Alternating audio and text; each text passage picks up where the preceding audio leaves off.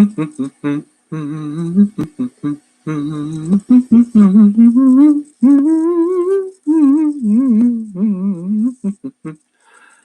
know if anyone's seen 2001: A Space Odyssey. That's a movie I saw when I was a young kid, and that was the BBC theme.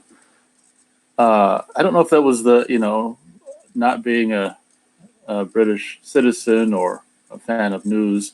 I don't know if that was an actual BBC theme from the late 60s or if it was something they made up for the movie. But that theme, ever since I was a kid, always stuck with me. That little, world. Was it World News Tonight? I don't know. They got the BBC news broadcast in the Discovery spaceship. Wow, I'm already seeing 4 people here within the first minute. Gary Page says, "Hi, Nate. Sorry I've missed a few shows, but I'm back." Hey, not a problem. Not a problem. Life comes first, I always say. Fake Shemp Taboos clapping. Wow, 5 people here, 1 minute and 11 seconds into the show. Welcome, everyone. I'm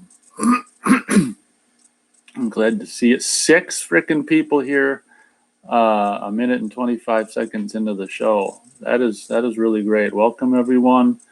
I'm reporting on this March 4th, 21. It's freaking like mid-40s where I am. Life's good in the Northern Hemisphere as we're slowly creeping out of winter. What do people want to talk about this week? As just like every week, this is a chat-driven radio show. Fake Shemp says, "You got a new intro song for us?" So I've got something ready. I thought maybe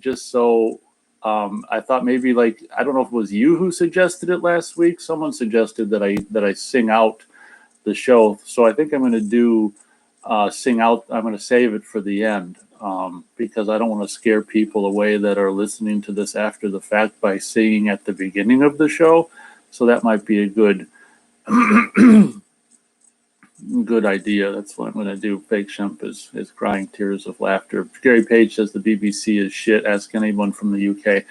Oh yeah. I agree. I mean, I was just all major news networks and everything on TV, regardless of what country you're in, is shit.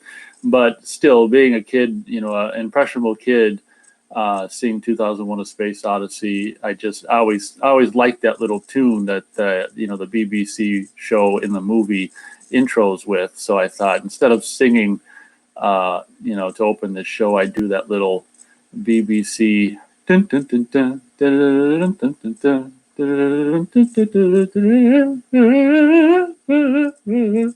think it was like flutes, because flutes were a big thing back in the mid to late 60s. Oh shit, we lost someone.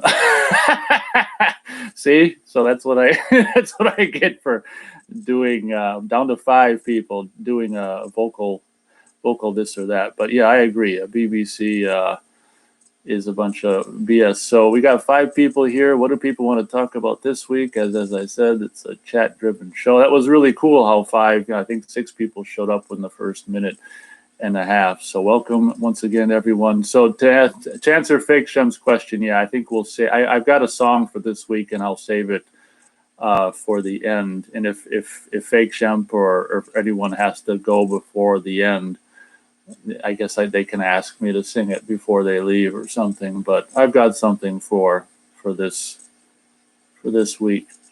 Fake Shemp says, "What did you watch this week?" Okay, so I finished It Follows, and last week I was doing the Nightmare on Elm Street movies, so I finished those. And God damn, I actually did. I did do New Nightmare, and as much as that's a really fucking great movie. I don't like it when I think about it, but then when I watch it, I'm like, this was a really great idea. But just like I said last year, I don't really consider it.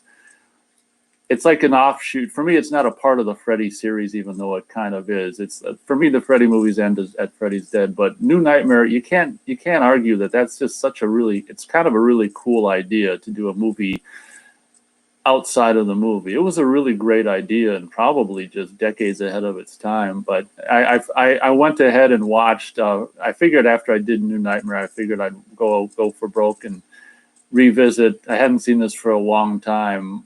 Freddy versus Jason again, and oh my god, I don't know if I'll ever watch that again. But I finished the Nightmares films, and I actually started again and watched one again. And goddamn, the first one is really great. I have yet to watch part 2, which is I think my second, or to rewatch yet again part 2 again, which is my second favorite. Gary Page says Madman song was great. Well, thank you very much. Yeah, from what I remember, you showed up right at the end of the show last week. I felt bad, but I was just dead 3 hours and 16 minutes in at that point. I had to leave, but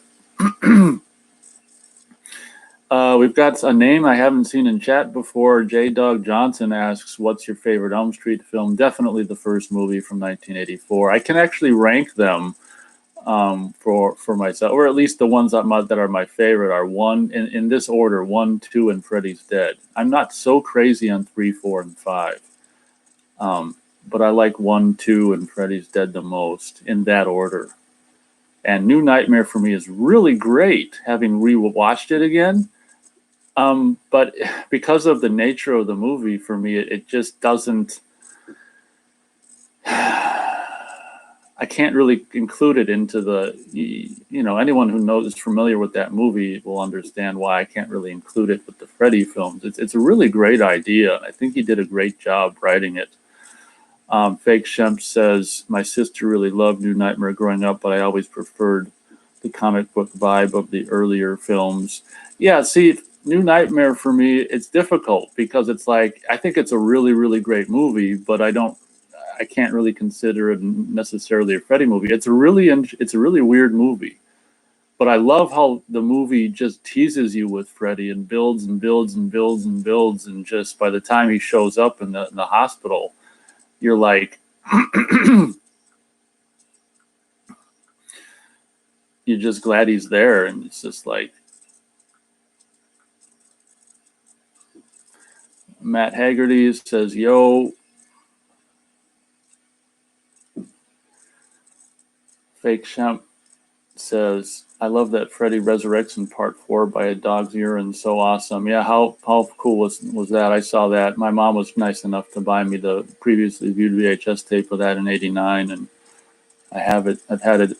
I still have that tape to this day. And yeah, that was pretty funny. I mean, I 3, 4, and 5 are cool, but for some reason, they just don't. I don't like them as much as 1, 2, and Freddy's Dead. Matt says, have you ever watched First Amendment Auditors on YouTube? Some amazing content, some of them. No, I haven't. So maybe I'll check them out sometime within the coming days. Thank you for suggesting them. Mr. Tight White says, no Dream Warriors. Come on. Is that an angry face? I don't know what it is. I just rewatched all the Nightmare films in the past week, and like 3, 4, and 5, it's just actually the 3 is my least favorite because it takes place in the mental hospital. It's not an environment as a movie watcher that I really like to watch. So that's why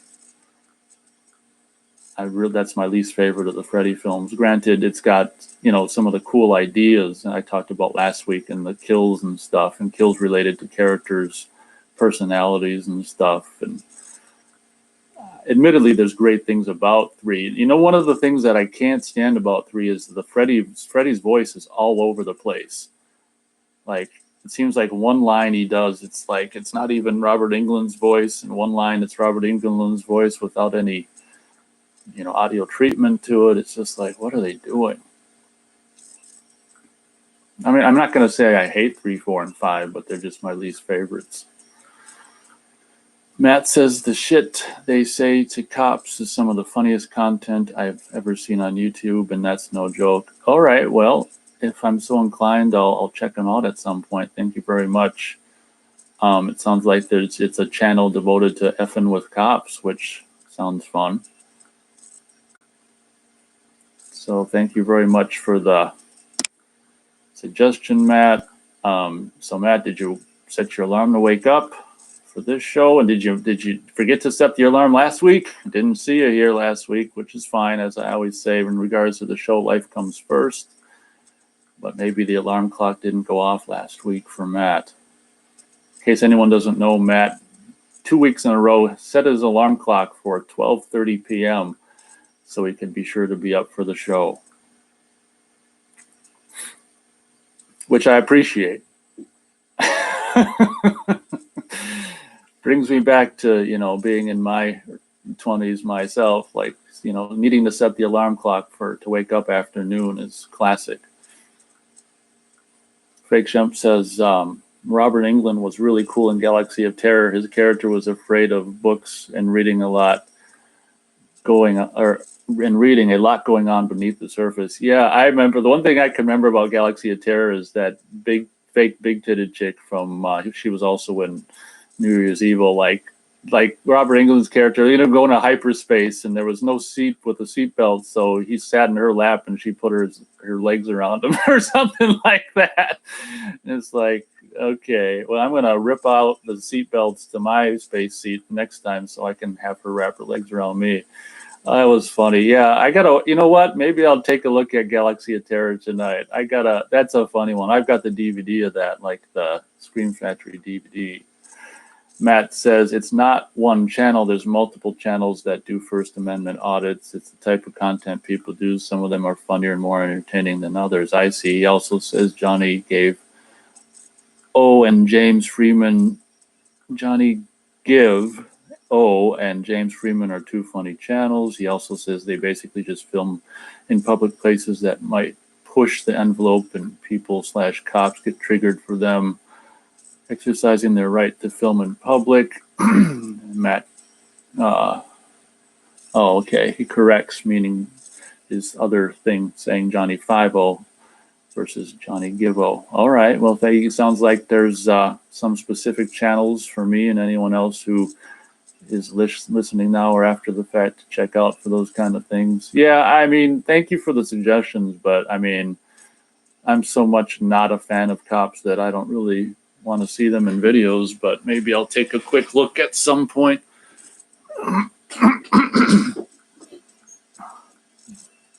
Yeah.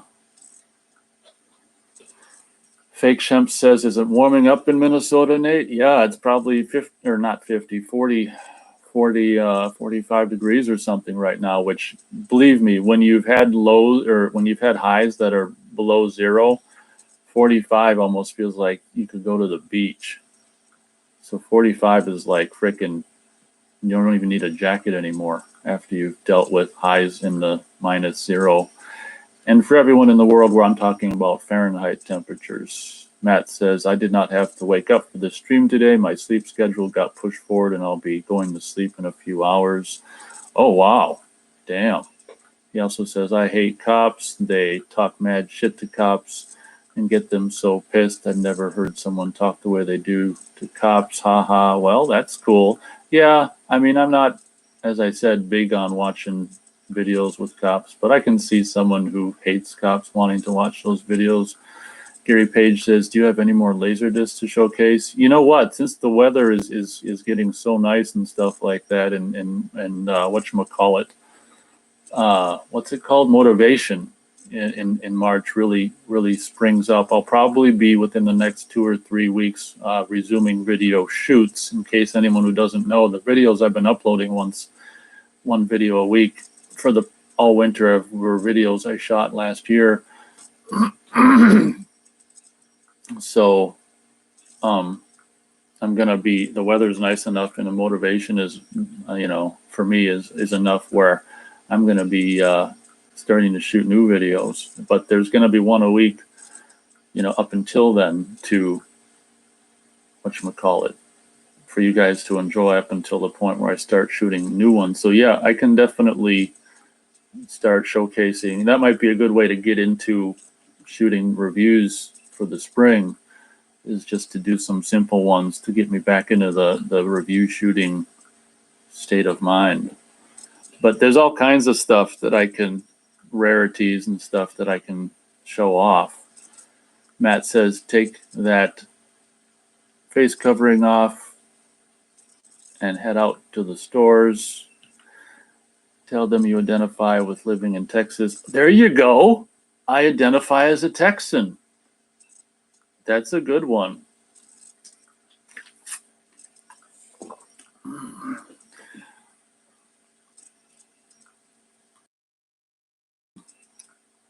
That's a good one. Fake Shemp asks Matthew Haggerty laughs. Fake Shemp asks, do you collect any Halloween masks? No, not so much. There's this one guy on YouTube who's like, I don't want to say anything bad, but he's like obsessed with it, and he's like, oh my god.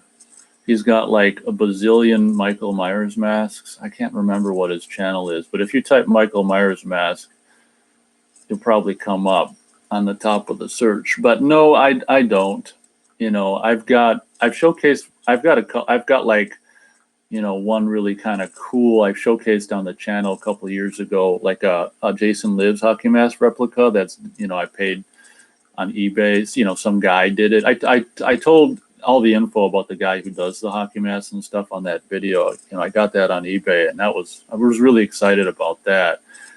And, you know, but beyond that, I don't really like the smell of whatchamacallit, the mask, you know, rubber mask, latex smell and stuff. I got masks more when I was a kid, and like Michael Myers masks and stuff, or teenager in early 20s and stuff. But I mean, the only thing I really would get now is like just hockey mask replicas, you know. I showcased a couple of those on my channel years ago. One thing I've got that I showcase is a kind of a cool part. It's like a 3/final chapter bust, you know, with the green shirt and the hood of the bald head and then the mask. I got all three of those pieces on eBay in one listing. I don't remember what it was, but it was relatively cheap for what it is. So Fake Shimp says, nice. I made my own Jason Part 8 hockey mask. Was really a fun DIY project. Well, that's very cool. Yeah, what's so cool about the Friday the 13th movies is, you know, that each mask has its own, each movie has its own mask, you know. Matt says, what would be the scariest movie for you if you had to actually, if you had to live through like your worst living nightmare? Well, like we've said in weeks past, I mean, I think we're pretty much living it we've been living it for the past year. But in regards to movies, that's something I'd probably have to think about. I'll tell you, I just watched on Tubi TV, I just watched It Follows since last week's show, and I agree, that is a great fucking movie. So thank you. I don't know who the hell suggested. Well, a lot of you guys were suggesting I see it, and turned out it was on Tubi TV, so I checked that out. Yep, it was fucking great, and I was surprised how, you know, a movie from so recently can be great. But It Follows was fucking great, and for a digitally shot movie, it looked pretty good. I mean, that just shows you can shoot a movie digitally and make it look pretty good. I mean, It Follows was fucking great.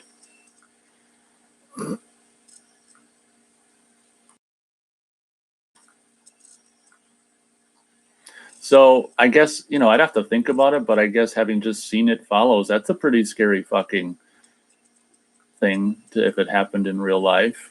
Such a simple fucking idea, but so fucking creepy. What a great movie. And thanks to everyone who suggested that I see that. I'll probably end up buying the Blu-ray at some point.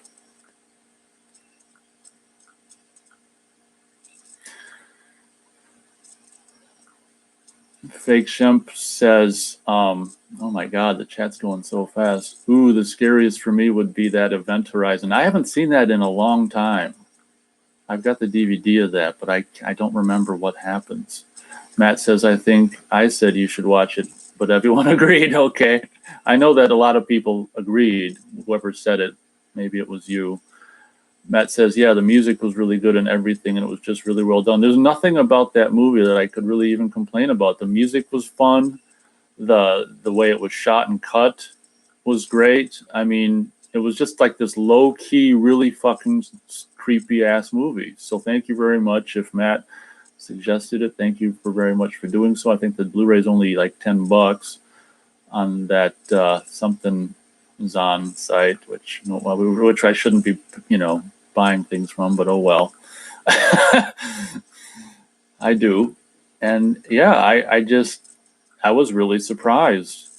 about It Follows. Very great. And so I just seen it once. So does this chick screw 3 guys throughout the course of the movie?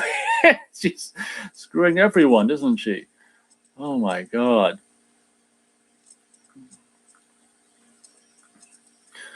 Matt says the guy who directed / wrote the movie said he based the whole movie off a nightmare he had, more or less. Yeah, that seems like it could be. Yeah, that seems just about right, because that's what the movie kind of feels like, you know. Oh my God.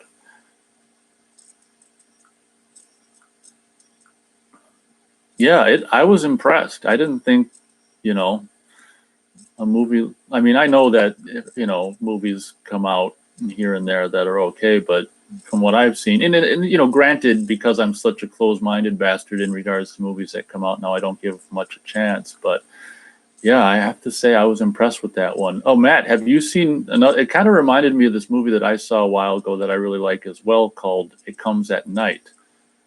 Has anyone seen that? And does anyone like that? It's the same kind of thing where it's digitally shot and low key, and you know, this subtle, creepy movie. J. Dog Johnson says, "Would you love to see another Friday the 13th film?" I was just thinking about this yesterday, and my answer to that would be, you know what? I think Friday the 13th. I think I've said this before, that Friday the 13th had a good run in the 80s, and I kind of feel like, you know, with what they did, with how much they fucked up Jason in like Freddy versus Jason, and in my opinion, the 2009 movie, it's just like, if that's what Jason's going to be moving forward, let's just let him die. But I don't doubt the fact that an outfit like Blumhouse, if Blumhouse got hold of the property, it's possible that they do Jason justice. And let's leave behind the jacket wearing Jason horse shit. That's one of my big things too. But that's my answer to that. I mean, like, I don't know, man. 21st Century hasn't been very good to Jason, in my opinion. And the way I look at it is, there was so, like, the first 7 for me are so freaking great that it's like, that's as many as you really need, you know. But unless an outfit like Blumhouse can do him justice, like they kind of did with Michael in 2018, let's just forget it. That's my opinion. Matt continues to talk about It Follows. He says, and he said he filmed the movie to feel like a dream, the way it was all over the place and kind of a dream feeling. It is such a fucking good movie, and I was so impressed. And the music was just goofy fun. The characters were just realistic, and it was just, oh my God. Gary Page says, I've had a few dreams, and bloody wah wah shows up in them. Oh man, I'm sorry to hear that. Matt types really fast. He says, I remember seeing the trailer for It Follows, and it seemed generic, but it kept getting really good reviews, so I saw it in the theaters and was blown away. Yeah, when you were mentioning it, I said I saw the trailer, and it looked like the trailer, like you say, it doesn't do it justice, and they should have done a better trailer, because the trailer doesn't make the movie seem as good as it is. Like it seems, the trailer makes it seem like just another freaking stupid 21st century horror movie with teens in it. So I'm glad I found it on Tubi TV. Matt says it was definitely the best horror movie of the past decade, easily. Yeah, I could probably agree with that. But has anyone? I'm kind of behind in chat. Has anyone seen It Comes at Night? Because I'm a big fan of that one as well.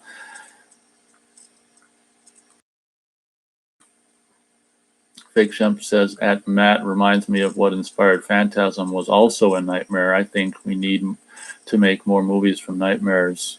That's a good point. Might be a good idea. Matt says, I never saw It Comes at Night. Okay, well, I can do a counter recommendation to you. I would recommend seeing It Comes at Night. It's very much, I don't know if the guy who did It Follows did it, but it's very much along the same lines as It Follows. I can't say the premise. It Follows has a really great premise. I can't say it's as good as It Follows, but it's definitely along the same lines of low-key, psychological kind of horror, and it's one of the other digitally shot movies that I think is one of the better digitally shot movies I've ever seen as well. I think obviously a lot of it has to do with what, how they do the color timing and all that stuff, but It Comes at Night and It Follows are up there as some of the best looking digitally shot movies in my opinion. I love how It Follows and It Comes at Night look for being digital movies.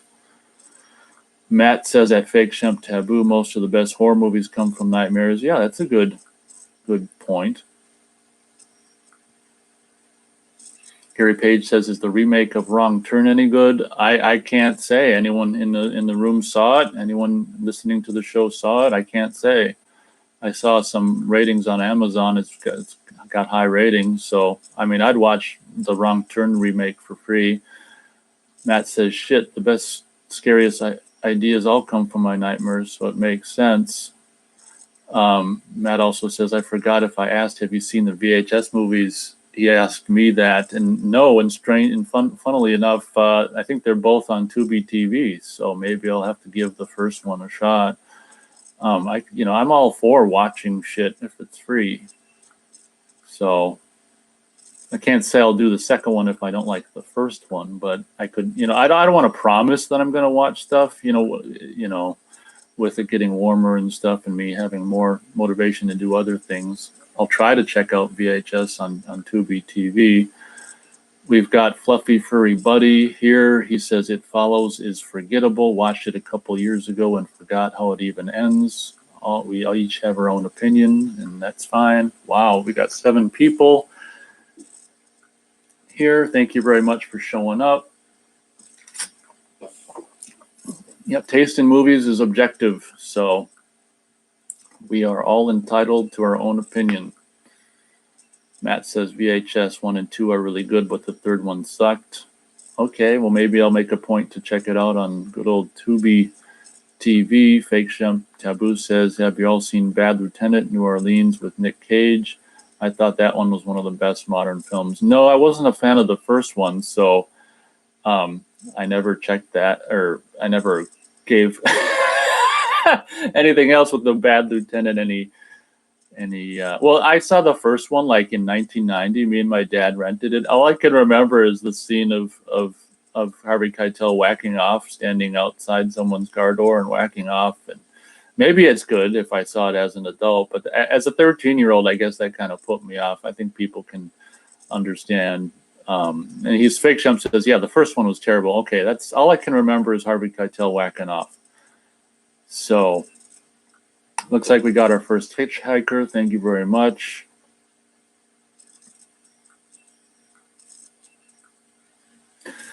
I hate people that do this, but I think it's different in a live show. If I could, I don't do it in my videos that I record and upload, but if we're at a live show and I'm, doing this live, maybe we could have more hitchhikers. I hate to ask for that shit. I hate when people do that, but I think a live show is different. I'm seeing 2 hitchhikers. Thank you. And driving right by you.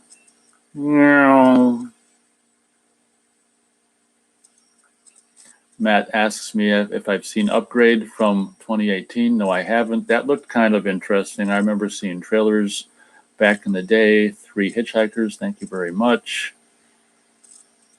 Just like last week, sorry everyone, my car is full of DVDs and Blu-rays though, so there's no room for any hitchhikers. 4 hitchhikers, thank you very much. Unless you want to go on the roof and hold on to the what do they call that? They did in whatchamacallit, the Quentin Tarantino movie where that chick was on the roof and the straps. It can get you some straps. Wow, 6 hitchhikers, thank you very much. It pays to ask for hitchhikers, I guess. Fake Shemp says, this one has an awesome music by the guy who did Hitcher soundtrack.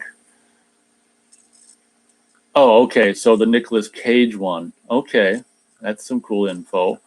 He also says, maybe if we show some leg, you might pick up us hitchers. Yeah, I mean, I'm not too keen on guy leg, but if you shave it, we'll see how it pans out. It's worth a shot. Summerhill Cinema's here. He says, greetings, welcome to Summerhill Cinema.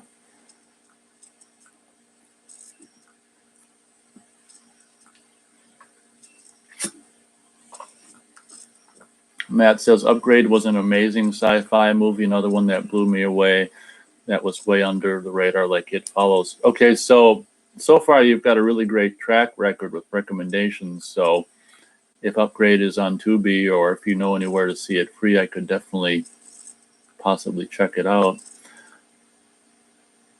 Yeah, I remember the trailer looking intriguing.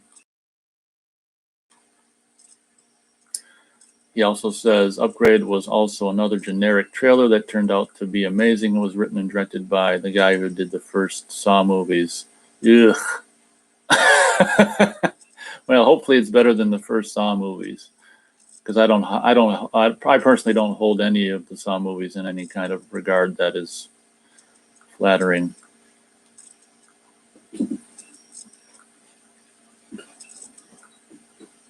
Thanks everyone for the 6 hitchhikes.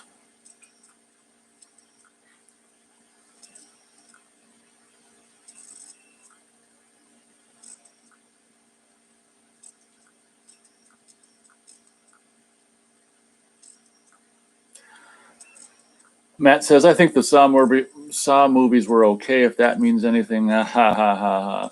Yeah, I mean, I think me and Matt, who's the guy I started the channel with 10 years ago, we reviewed all of the Saw movies that existed at the time before the Jigsaw came out, all in one video. So that's kind of fun.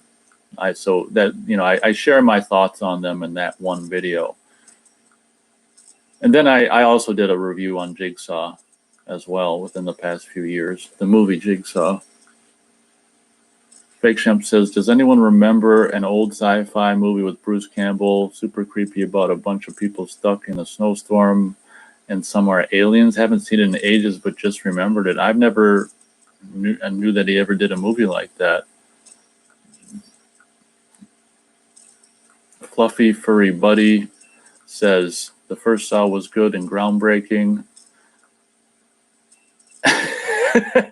Yeah, I guess I've got the opposite opinion when it comes to movies.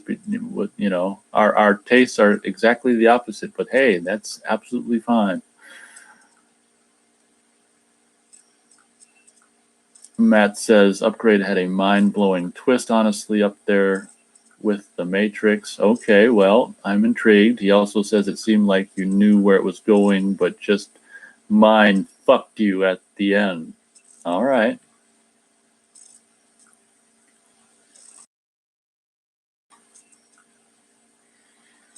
Well, whenever I want a good mind fuck, I know where to go.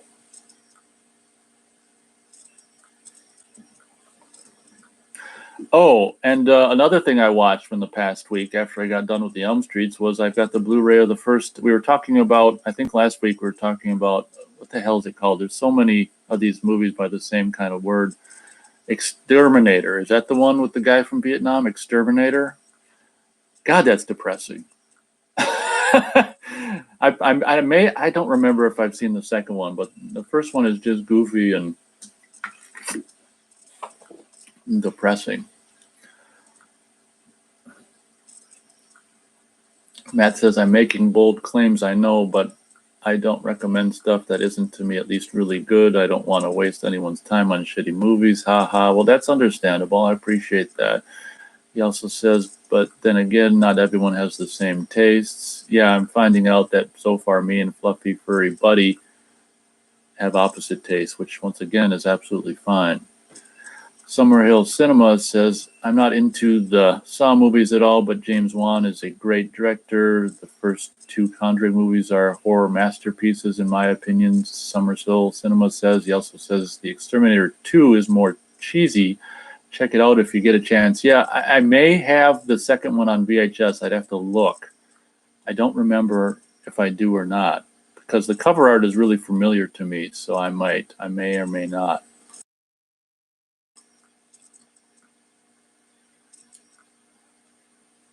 Fake Shemp says, okay, I just looked up. It's called Terminal Invasion Oh, 2002 TV movie. I need to see that one again. Yeah, not a big Exterminator fan too.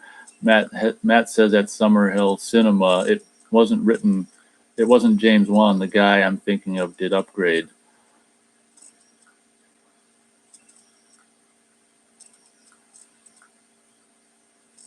He says it wasn't James Wan, the guy I'm thinking of that did Upgrade. I think he was talking to someone else. I think he was talking about. I don't remember. It's hard. It's hard to keep up with. There's all kinds of different conversations going on at once. Matt says Leigh Whanahill is the director / writer for the movie Upgrade, or Lee, or however the hell you say that name. Fluffy Furry Buddy says so many people copied the popularity of Saw, even though Saw was kind of like Cube, which was better and before Saw. Yeah, that's what I thought. Summerhill says, oh, I was talking about Saw, Matt. Matt says, yeah, that's what I thought. We've got confusion in the chat. Confusion in the chat. Code Blue. Matt says, and honestly, all the other movies the guy has done, I'm not a huge fan of. I think his talent is definitely in sci-fi action movies, not so much horror. Gary Page says The Exterminator was a massive hit, but the second one was a Canon Films and not so good. Oh, okay. Maybe, who knows? Maybe it's on, maybe the second one's on Tubi or something like that. I was scrolling last night through Tubi and found all kinds of stuff that I'll check out. And possibly the first Blu-ray version of Tourist Trap is on there. So I can possibly see what they effed up in, you know, the first Blu-ray version of Tourist Trap without paying money to see it, which I don't really want to pay money to see how they effed up the first HD transfer of Tourist Trap. So I was scrolling through there, and there's some kind of fun stuff on Tubi TV.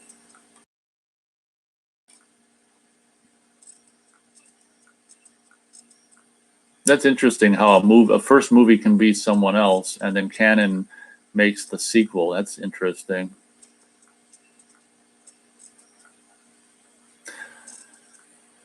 Matt says to me, sorry, I missed last week. I was sleeping. Ha, ha, ha. That's okay. You know, everyone knows the motto here. Life comes first. And then Huge Movie Fanatics Radio. So that's how the order of things work.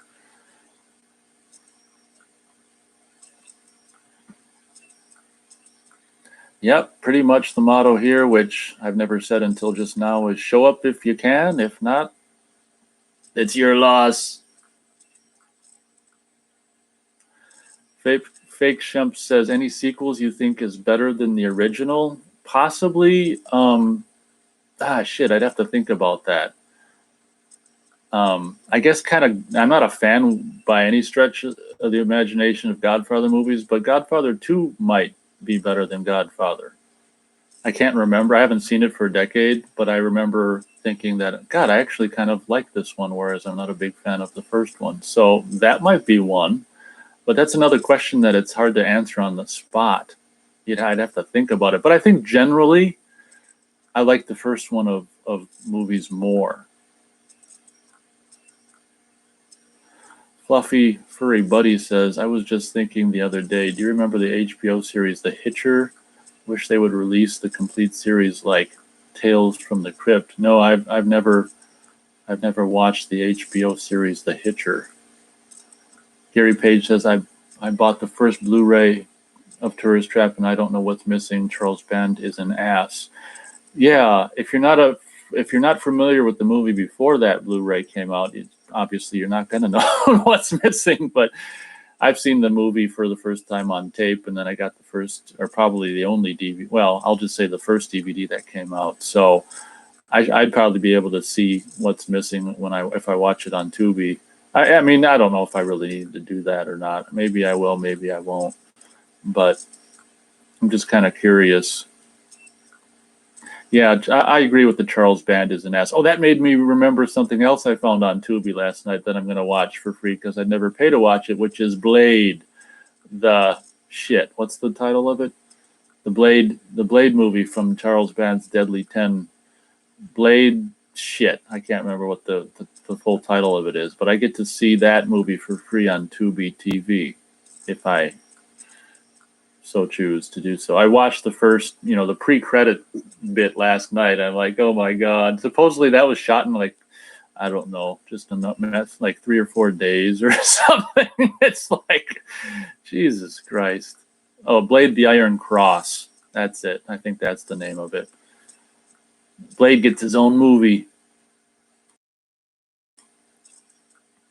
Matt says, what are your thoughts on the new Matrix 4 coming out? The bar to me is set so low due to how, I think he says, the sequels were. Yeah, I don't have much hope for it. I don't know much about it. But, I mean, the 3 movies are fine, and I couldn't believe when that was announced. And from what I understand, only one of the former brothers, oh my God, are doing it. So that doesn't bode well for the movie either. I mean, I'll probably see it for free on streaming or something sometime when I can, but I don't think I'm gonna pay to see it. I don't know. I have to see a trailer, but I mean, it's like Indiana Jones 4. It's just like, fucking come on. So I guess that's my opinion on Matrix 4. It's like, I mean, they kind of left it open, I think, in a way at the end of the third one, but yeah, that's my thoughts on what little I know about Matrix 4. It's just like, you do the sequel, this trilogy that are all within a few years, and then like, well, it's 20 years later, we'll do a fourth one. I don't understand. That's like a trend that happened with Rambo and Indiana Jones, and it seems to me other movies, other franchises as well, where there was a trilogy from the 80s or 90s or something, and then 20 years later or more, we're going to do a fourth one. Fluffy Furry Buddy says it was a lot like Tales from the Crypt. It always aired before it back in the day. It was a great series too. Okay.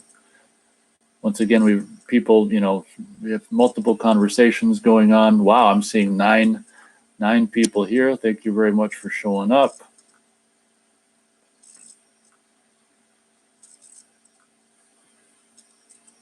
Fake Shemp says, I love when sequels are just more of the same, like Friday the 13th or Airplane 2. If it ain't broke, why fix it? Unfortunately, formulated movies are frowned upon by the masses. Yeah, that's something that is more of an 80s thing. And you know how much I hated Jason Goes to Hell when that came out. It's like, exactly, if it's, you got 7 movies that do basically the same fucking thing. And there's a reason there's 7 movies that do the same fucking thing, because it works. So I've said it before in videos. I'd be perfectly fine with, one movie. Well, I mean, back in the day, maybe not so much now, of just a Friday the 13th coming out every year or every other year, where he's killing naked women in the woods and camp settings and country halfway houses, whatever it is, just throw it in the country, and will be good. It doesn't even need to be Jason. It can be someone's dad of someone who got killed in a halfway house. As long as he's wearing a hockey mask, we're good. Garrett Page says, I had the American DVD at Tourist Trap and gave it away. Oh, sorry to hear it. He says, now I'm stuck with a cut Blu-ray. Yeah, from what I understand, they did a second Blu-ray recently, and that also is missing stuff. So I haven't seen either of the Blu-rays, so I don't know what's missing. And I'm sorry to hear you gave away your DVD, because that might be the last time we ever have a complete version on disc. Yeah, Matt laughed at my little quote-unquote brothers in regards to the former, I don't even remember what their last name is or was or whatever. Oh, Wachowski. The Wachowski brothers, which are now to me, I don't want to really get into it. We'll just say they no longer want to be referred to as the Wachowski brothers. We'll leave it at that. Fake Shemp says, that's a good topic. What's your favorite Indiana Jones entry? For me, it'd be the first one, easily. For me, I like the first one of Indiana Jones. And then, while I don't dislike 2, I kind of found the tone change of 2 kind of difficult. But two's, let's face it, I mean, even though with the change of tone in the second Indiana Jones movie, let's face it, it's a classic. So I still like it. But I think my favorite's the first one. And then I think the Indiana Jones movies kind of, I don't know. I kind of liked the second and third one equally. What I liked about the third one is it came back to the feeling of the first one. So, I mean, to me, Indiana Jones, wow, we just made a record. 10 people listening. I think that's an all-time record at once here. Welcome, everyone. Thanks for showing up. Wow, that's a record, I think. So, yeah, the first Indiana Jones is my favorite, and 2 and 3 are probably equally, and 4 is, I love the opening scene of 4. But like for me, after that, you can almost just forget about it. Matt says, shit, they come out with a new Call of Duty game every year. That's the same shit. Yeah, you can do the same shit with video games, but God forbid if you do it with movies. I know. C-Snap, welcome. He says, hey, Nate, hey, guys. And he does a Vulcan hand sign.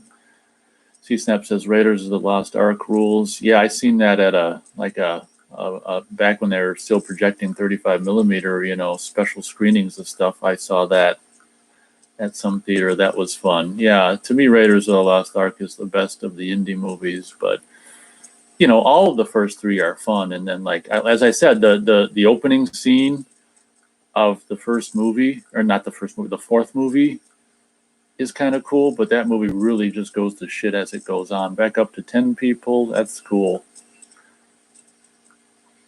Summerhill Cinema 700 says, what about the Crystal Skull? It was cool seeing that in the theater when it came out. The movie wasn't great, but I remember people being so excited. Lots of people were dressed as Indiana Jones. Yeah, people were really excited before that movie came out.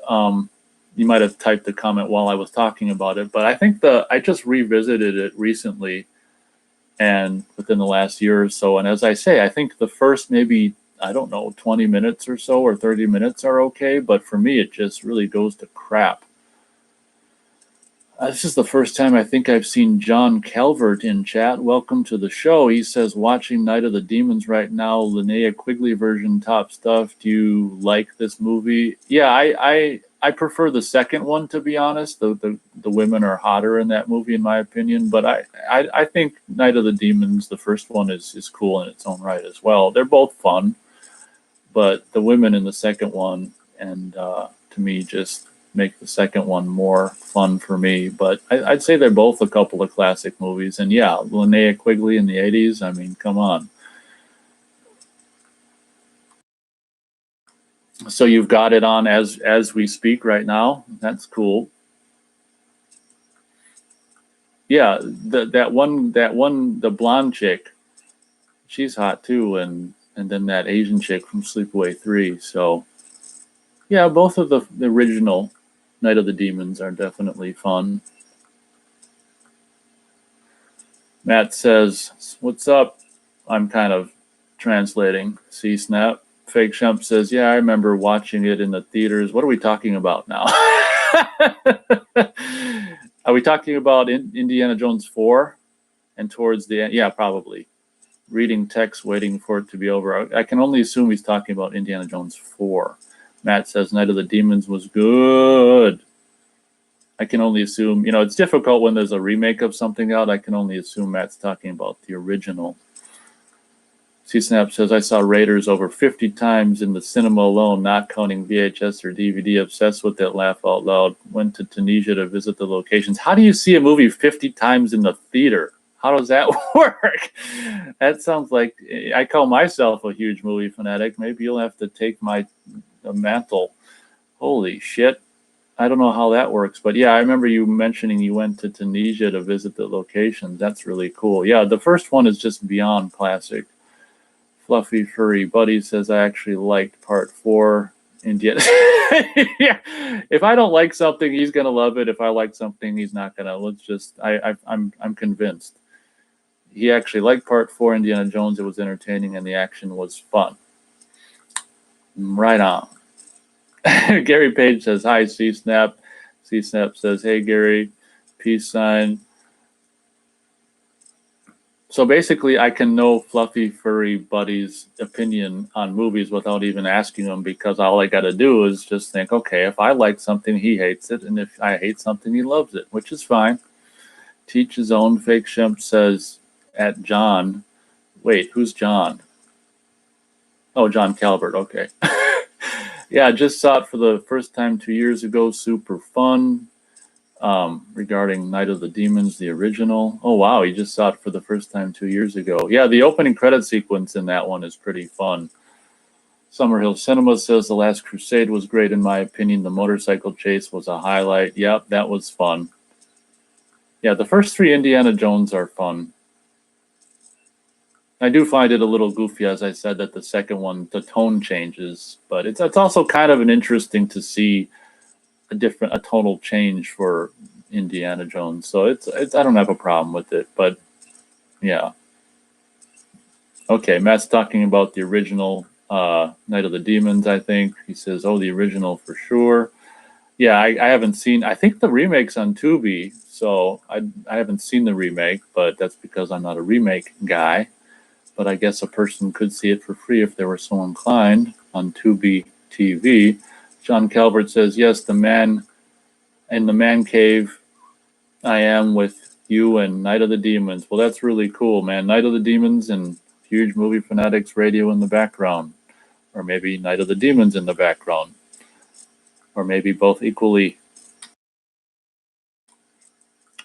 Wow. Last week was kind of a low turnout. I thought maybe the warm weather would have people, maybe our numbers of live listeners would be on the decline, but this is a huge return. This might be one of our most busiest shows ever, with a max of, at least from what I saw at one point, 10 people in here all at once, which I think is a record so far on the show.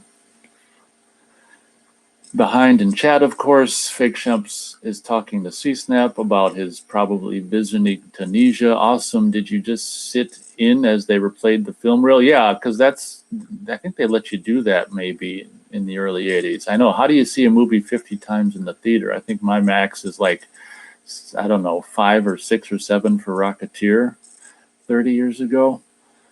I think Fluffy Furry Buddy is laughing at my realization that anything, that our tastes in movies are absolutely, completely, perfectly opposite, which is absolutely fine. C-Snap says, by being given money to see Tron and ducking into Raiders, I see movies in Ireland stayed in the cinema, for over a year, so you could just keep going. I see. Oh man, so I hope you saw Tron in the theater. Did you just think Tron would be stupid and not see it? I hope you saw Tron in the theater. That would have been awesome.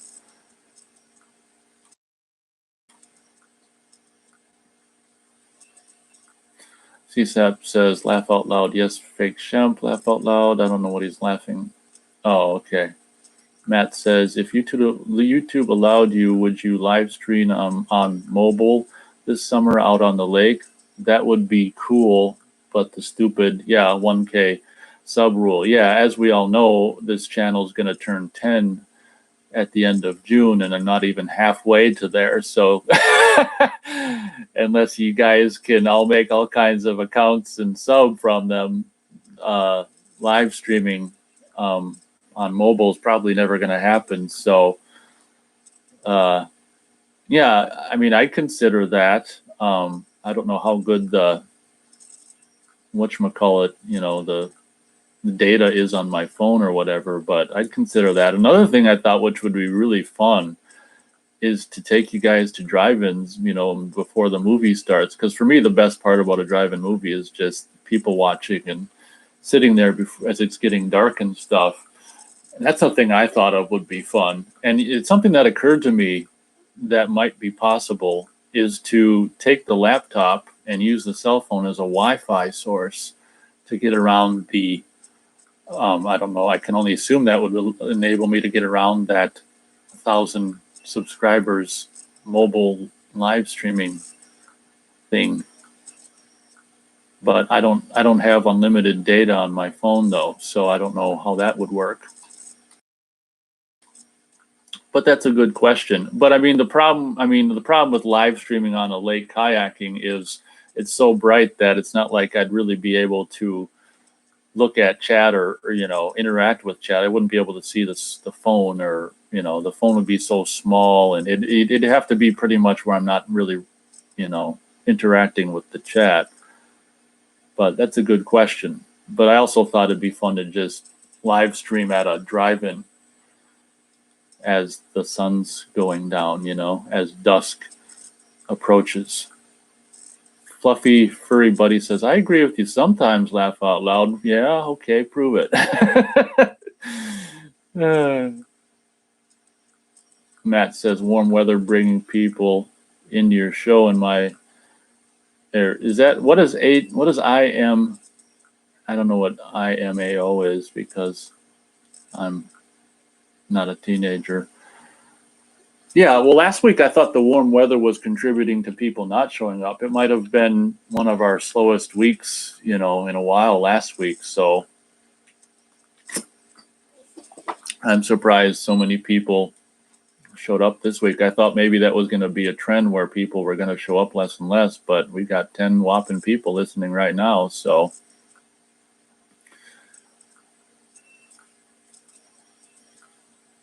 Matt says, people can listen to your show while on mobile and still be outside or out and about. That's true. That's really cool. People could be driving around with this playing in their car speakers. That's what's so cool about just like an audio live stream, is that people can be doing other things while I'm blabbing and blabbing and blabbing.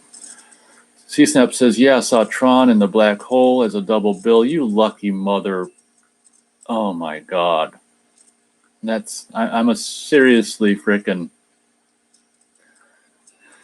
jealous right now. We seen Tron at some theater, or no, maybe it wasn't Tron. I think it was Tron. We saw Tron projected back when there still had 35 projectors, and it was such old archaic print. It was like pink. It was kind of not even worth it. It was, people laughed when they saw the little Pac-Man in the side of the screen, though. People saw it. But because of I think just the condition of the print kind of ruined it for people. But I saw Tron, this was years and years later, like early 2000s, because I was just a little wee one when it came out originally. Fake Shemp Taboo says, at C-Snap, epic double feature. Yeah, I'm seriously freaking jealous about Tron Black Hole double feature. Oh my God. And C-Snap says, yeah, it was a good one. Yeah, I can only imagine. Oh my God.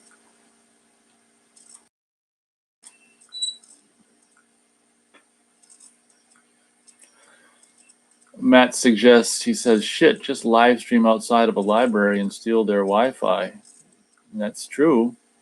Or a McDonald's or something. So you just want to see me live streaming outdoors? If it's an audio show, it doesn't really matter if it's outdoors, does it? Obviously, if you were to do something on a lake or something, I'd probably have it be video, or if I did a live streaming at the drive-in, I'd have it be video as well, so you can people watch with me. Will Powell's here. He says, hello, Nate, and everyone. Welcome. I'm glad you're here. Glad you showed up. This is the busiest probably show ever. We've been at like 10 people listening for a while, which is really cool. So welcome, everyone. Thank you for showing up. Fake Shemp Taboo says, Nate, do you remember any memorable double features at the drive-in? I can remember seeing Terminator, taking my dad to see Terminator 2 30 years ago, and after that, we stayed and watched Double Impact. And at the time, and I might share this audio with you guys. I had a tape recorder, and I recorded us watching a good portion of Double Impact. At the time, we were just laughing at it with the dialogue and all that and this and that. But to me, ever since then, Double Impact has become a a guilty pleasure, which I never would have dreamed it would ever become sitting there at the time watching it. But that was a memorable double feature at the drive-in I can remember. I don't really remember much else because of drive-ins. Usually I remember the one movie I saw, and then it's hard to remember a double feature. I can remember seeing, being at a drive-in when me and my dad went to see something, and the second movie was Phantasm 2. It's ironic that I can't remember what the first movie was. But, last year, because of the whole bullshit of the world situation, it was really cool at the drive-in because they were showing old movies. So, last year they showed like Jurassic Park and Jaws. One of them was a double feature, and then another one was so cool was frickin' American Graffiti and Stand By Me double feature. So that was really frickin' cool last year at the drive-in.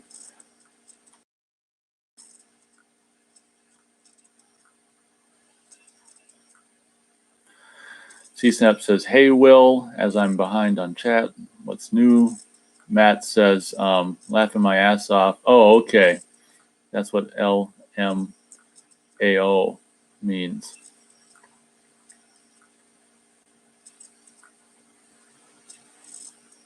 Matt says, "Yeah, I used to listen to people live stream on YouTube while driving to work last year all the time." Okay, that's really cool. Yeah, because a lot of people out there, they commute and driving all around and doing this and that, so that's really cool. Matt says, "Live streaming is just the new radio, but even more interactive." That's true. C-Snap says, "The second Tron was good, great soundtrack." Yeah, me and Matt reviewed the Tron movies. I can't say I was as big of a fan of it as you might be, but that's okay. I did like the music, though. That was probably the coolest thing about Tron. Was it called Legacy? And what's so weird about that movie is when you watch it, the Legacy isn't even in the title. It just says Tron. I never understood that. But I don't hate Tron Legacy. It just, for me, I don't know. I talk about my thoughts about it in the review. So if anyone wanted to check it out after the fact, Tron Legacy could have been worse. And I'm glad that they had what's his name in it. If Jeff Bridges if he wouldn't have been in it, it just wouldn't have been Tron at all. But the de-aging for the Clue character or whatever was kind of, compared to what deep fake videos can do now, it just looks stupid. I'm so behind in chat. Perhaps you guys want to chill out on chat just so I can get caught up. It's up to you.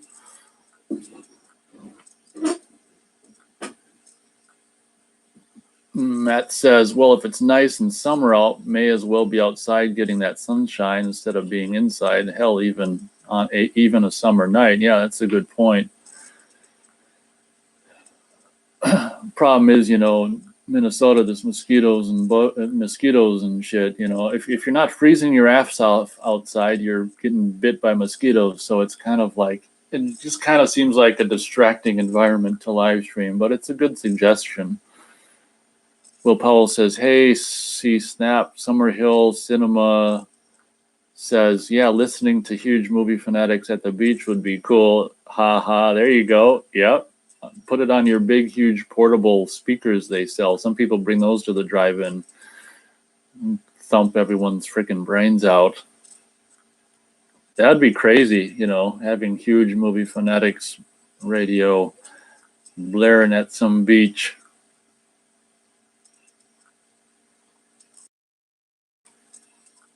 Fake Jump says, "Darn, Phantasm 2 is my favorite of the series. Would be great to see at a drive-in." Yeah, I was at the age still where I was a pansy. That's before I actually started getting into horror movies. So I was in the back seat and I was afraid while Phantasm 2 was playing. But my dad watched a little bit of it and he left before. He wasn't liking it and he left before it was over. But me and my dad would just I don't know, it was 2 years later, I actually watched the 1 and 2 because at the time when I saw Phantasm, the first movies, it was in 1990, so there were only 2 of them. So 2 years later, me and my dad would both see 1 and 2 and learn to like them. But I guess, I mean, you can understand why my dad didn't like it, not having seen the first one at the time. So yeah, I regret that I didn't watch more of Phantasm 2, but I was a little kid who was afraid. C-Snap says a strange double bill was the Brood and Kingdom of the Spiders. Okay, is that a drive-in double bill that you went to? Will Powell chimes in. He says, I used to listen to you and Matt in the car too. Oh, wow. So even back when Will was listening, when Matt was still a part of the show, he'd be, yeah, because even if you do videos, you know, it's just, you can just listen to videos too, you know, just because there's an image doesn't mean you can't just hear it. Well, thank you very much for letting me know that. That's cool. I guess a lot of people might just listen to, you know, videos, even if it's video, which is fine too.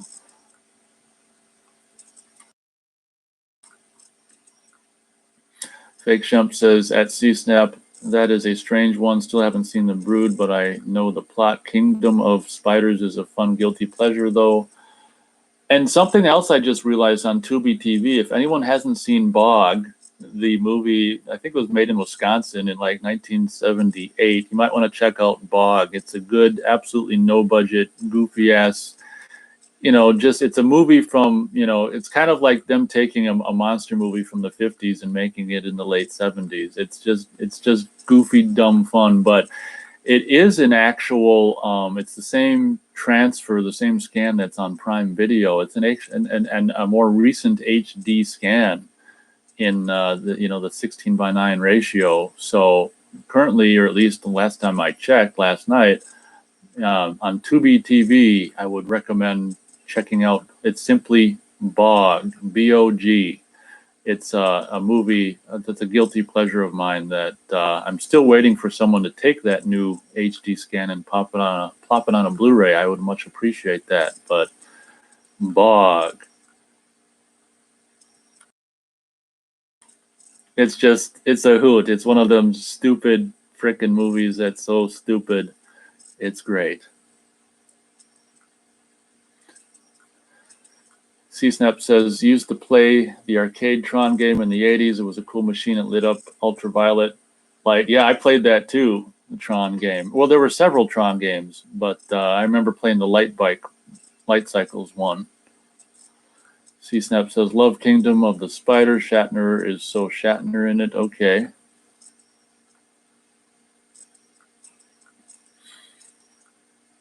I haven't seen Kingdom of the Spiders. Matt asks me, have you ever taken your Miata to a drive-through?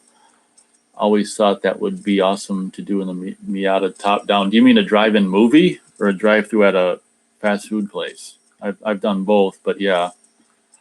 The one thing that's bad about taking a convertible to a drive-in is, at least where I am, it can get dewy, like as it goes from, you know, day into night and stuff, and then like your whole inside of your car is just wet, full of dew, and it's just like, unless of course you don't care about that, then it doesn't matter. But that's one thing I took the last time I took the convertible, the Miata, to the drive-in.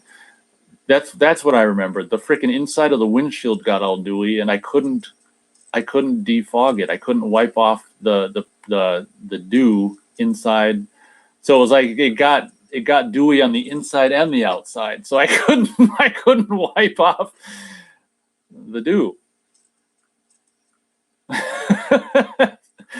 So, but that, I mean, that doesn't happen every time. It just depends on the weather situation. But yeah, if it's, you know, a midsummer night or whatever, and you don't have that dew situation, it's definitely cool to do the convertible at the drive-in movie.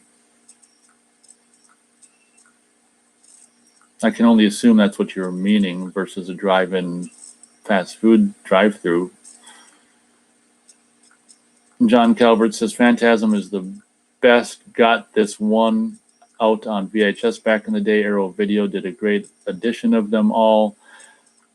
Is John, are you in like the UK then? Because didn't they do the UK? Didn't Arrow Video, did they do it for the UK only or something like that? Yeah, I'm kind of wish that we could have got the Arrow Video Tron, or not Tron, Phantasm series in the States. Gary Page says, that's true, John. I've got the Blu-ray box set. Okay, John might be in the UK then. Yeah, Matt said Matt meant drive-in movie. Yep. Okay, I'm caught up on chat now. Yeah, the drive-in is definitely fun in the convertible, unless you get the Dew Massacre. That was I think the only time that ever happened to me though was the last time I took the Miata to the drive-in when it got all dewy, and like I say, the dew attack on the both outside and inside of the windshield. And the movie sucked anyway. Matt might disagree, but the movies were it got dewy where I couldn't see like to the last half of that. The first what was it, Man of Steel? Matt might like that, so I don't want to trash too much on it, but that, and it was the Man of Steel and that horrible movie. What the hell is the name of it with Brad Pitt, the zombie movie? Yeah, So maybe the fact that I couldn't see it was just as well. That's the last time the Miata went to the drive-in, though.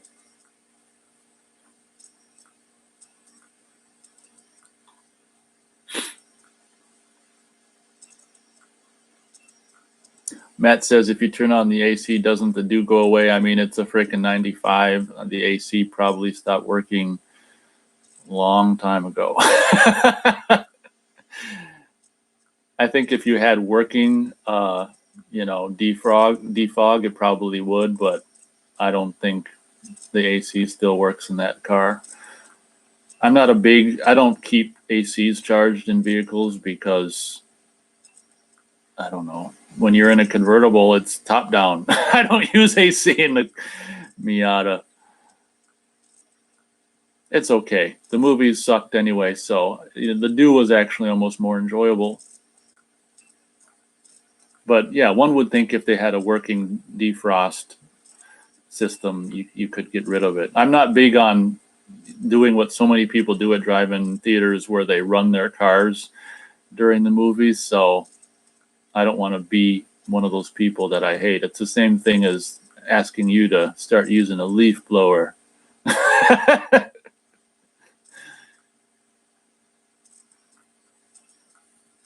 Matt says, yeah, I've only used AC on Miata on really long summer highway drives. Yeah, and for anyone who's interested, on Matt's channel, he's got a review, or wait, is that review of the Miata? That's not on your Matt channel, isn't that on your, is that on your car channel? I don't remember. Matt's got some channel where he reviews his, I think he's got a 99 Mazda Miata, and goddamn, you're really rough on that thing, but that's okay. Well, I guess you can be rough on it when it's a manual transmission. Yeah, that's what I figured. He says, no, it's on my car channel. It's linked on my main channel to a second channel. He says, you saw that review? Yeah, I checked that out. And you're really rough on that car. But I guess if you're a manual transmission guy, that is a more understandable or whatever. Matt says, that's how you got to drive a Miata. Got to rip it. Okay, well, like I say, when it's manual transmission, it's a whole nother story. I'm strictly a automatic guy, but no judgment here, just an observation. Wow, 11 people listening at once. That's a record. We already did the record of 10, and now we're up to 11. So that's crazy. Welcome, everyone. Thank you for joining. And John Calvert says, if you like Phantasm, Gary, there was a DVD box set which came out on Anchor Bay years ago. It's better than the Aero edition here in the UK. Oh, I see. Gary Page says, are drive-ins still popular in America with multiplex cinemas everywhere? Well, I'll tell you, they definitely grew in popularity last year. They were dying breed for a long time, but in the past several years, even before last year happened, there have been some around me. I only go to one, but because it's the closest, the one to go to. But there have been some others that have opened in the past 5 years or so, which is really, really encouraging. And of course, if things keep going on like they are, drive-ins may flourish. So that's one good thing we can say for the way the world's been for the last year. But they definitely were dying. I mean, up until the last few years. They're not very common. I'm just grateful that we've got one that's relatively not too terribly far away. It's a bit of a drive, but it's worth it.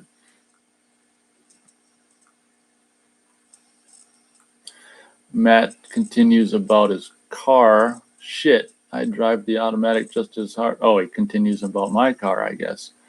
Just as hard. I think this means I don't care. Ha ha ha ha ha.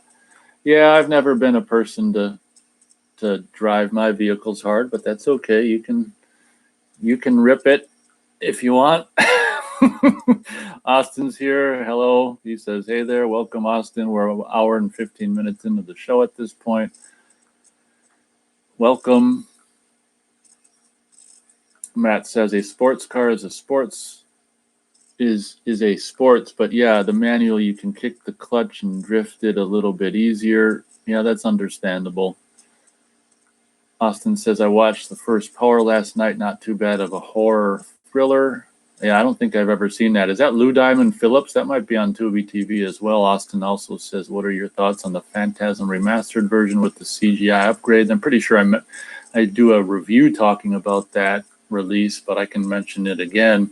I just wish, they replaced the sphere seat shots. I just wish that they offered a way to watch it with the old sphere shots. I mean, isn't that pretty much the only CGI upgrade? Like, what else is there? I mean, I guess the way they did it, I mean, was pretty faithful to, the series and stuff. And, the replaced sphere shots look pretty much like the part 2 ones and stuff. So I don't have a problem with them. But like I say, for us purists, it'd be nice to have the opportunity to have a version to watch with the original effects in it too. But, for the most part, the Phantasm, quote unquote, what was it called, remastered or whatever release was good. Matt says, I used to baby my sports cars years ago, but I realized life was too short and I'll just fix when they break, which I do. That's a good way to look at it. I mean, that's true. Just that way you can also learn more what to fix. You can learn the more stuff that breaks, the more you can learn how to fix stuff. So that makes sense.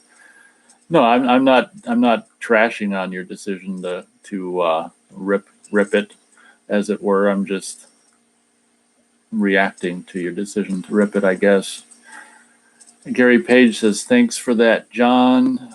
What did John say? Oh, okay. He said that bit about the DVD box set. Okay. Gary Page says, I've seen your DVD/Blu-ray collection, and you have a lot. I don't know if he's talking to me or someone else.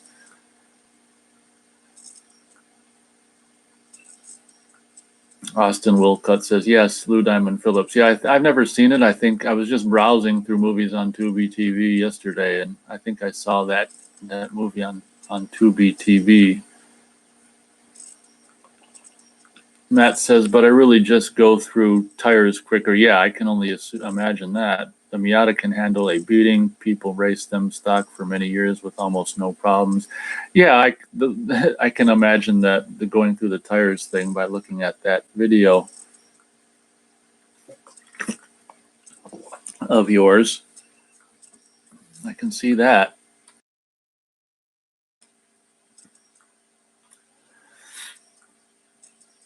Thanks, everyone. We've got 7 hitchhikers and no room for any of you, but I appreciate the gestures. That's definitely how we get the huge Movie Fanatics radio into more people's ears, is by the more hitchhikers we get. Austin says they removed the mop bucket in Phantasm Remastered that was seen accidentally in the 79 version. Yeah, see, I have no problem with getting rid of things that weren't supposed to be in there in the first place. Matt says the tires, I'm referring to the car, are like $50 a pop though.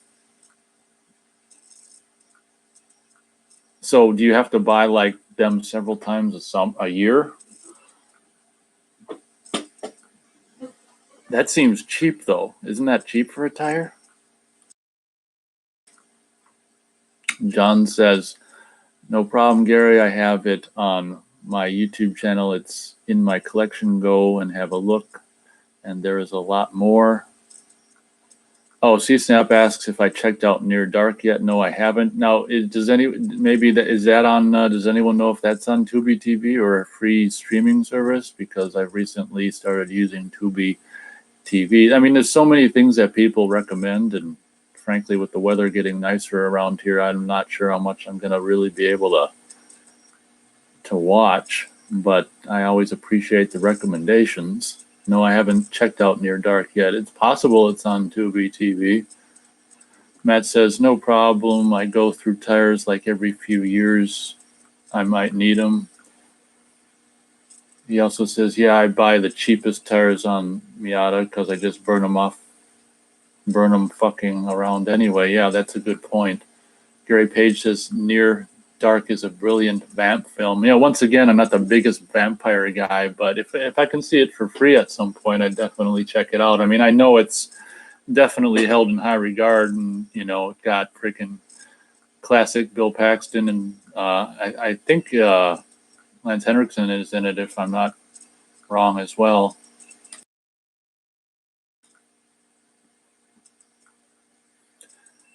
Yeah, skipping through Tubi TV last night, it's really fun to see what's all on there. And to be honest, when I was watching It Follows, I only saw only one ad worked the whole movie, and then every time from then on, it went to cut away to an ad. It just cut to black screen for like 10 seconds, and then back to the movie. I'm like, I can live with that.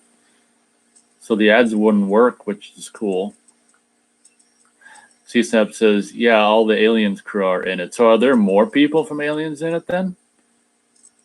Huh. Summerhill Cinema says, my dad had a 1969 Datsun 240Z when I was a little kid. He sold it for cheap. It would have been worth a fortune now. Oh, man. So it looks like possibly 3 people from Aliens are in Near Dark. Who's the third person? The chick from Vasquez or something? Matt says at Summerhill Cinema, those were nice cars for sure. Something else that Summerhill shared with I don't know if he said it. He probably said it in chat on one of these radio shows that, that you and your dad go sailing or something. And then, like I said then, if that's something you'd like to share on your YouTube channel and videos, I mean, I'd be more than really interested to see sailing videos, but of course it's up to you. But I'm a water guy myself, so once again, that's obviously your choice. C-Snap says Cameron was married to the director around the time. Oh, I see. And he says, yes, Vasquez, Jeanette Goldstein was the third person in Near Dark. I see. Yeah, a buddy of mine was a fan of it, but he was also a fan of vampires as well. It's not something that I'd be opposed to seeing for absolutely free.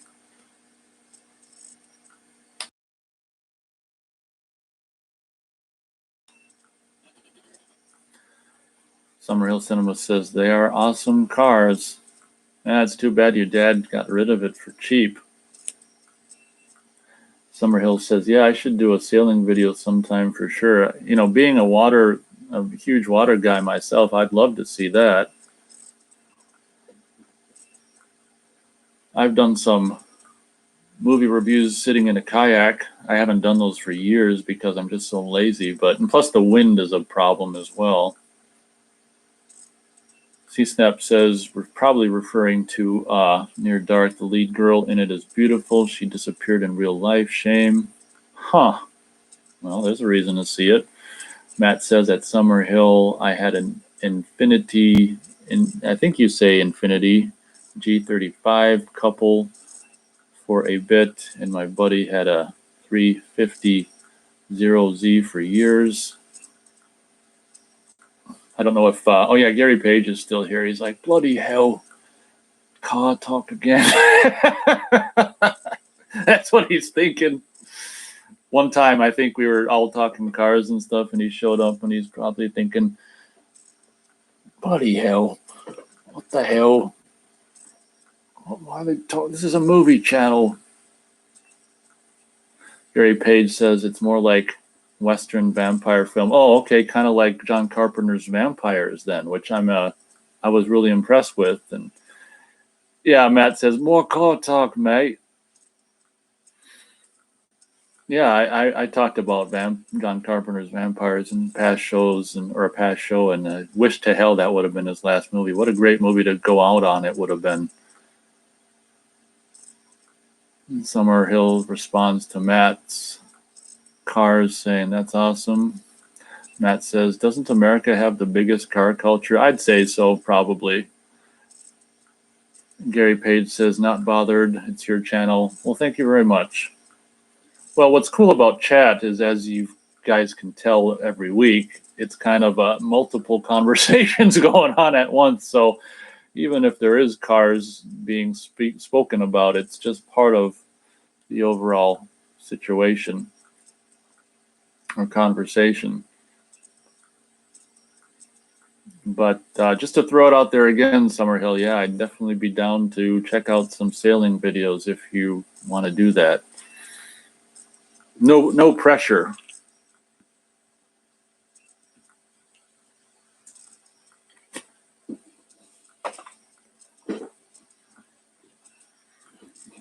I'm just amazed that we had 10 living people here at once. That's just crazy.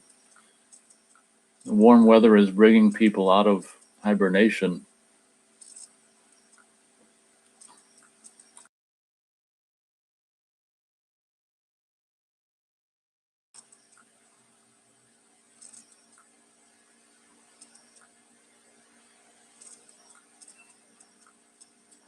I'm just quiet because I'm caught up on chat and no one's saying shit. Matt says, how have you enjoyed your time making YouTube videos? You know what? I really like doing the Huge Movie Fanatics channel, and I really like it, and since I started the radio show, I mean, that even makes it even more fun. So it's fun to share your interests with other people. So I mean, I love doing this channel.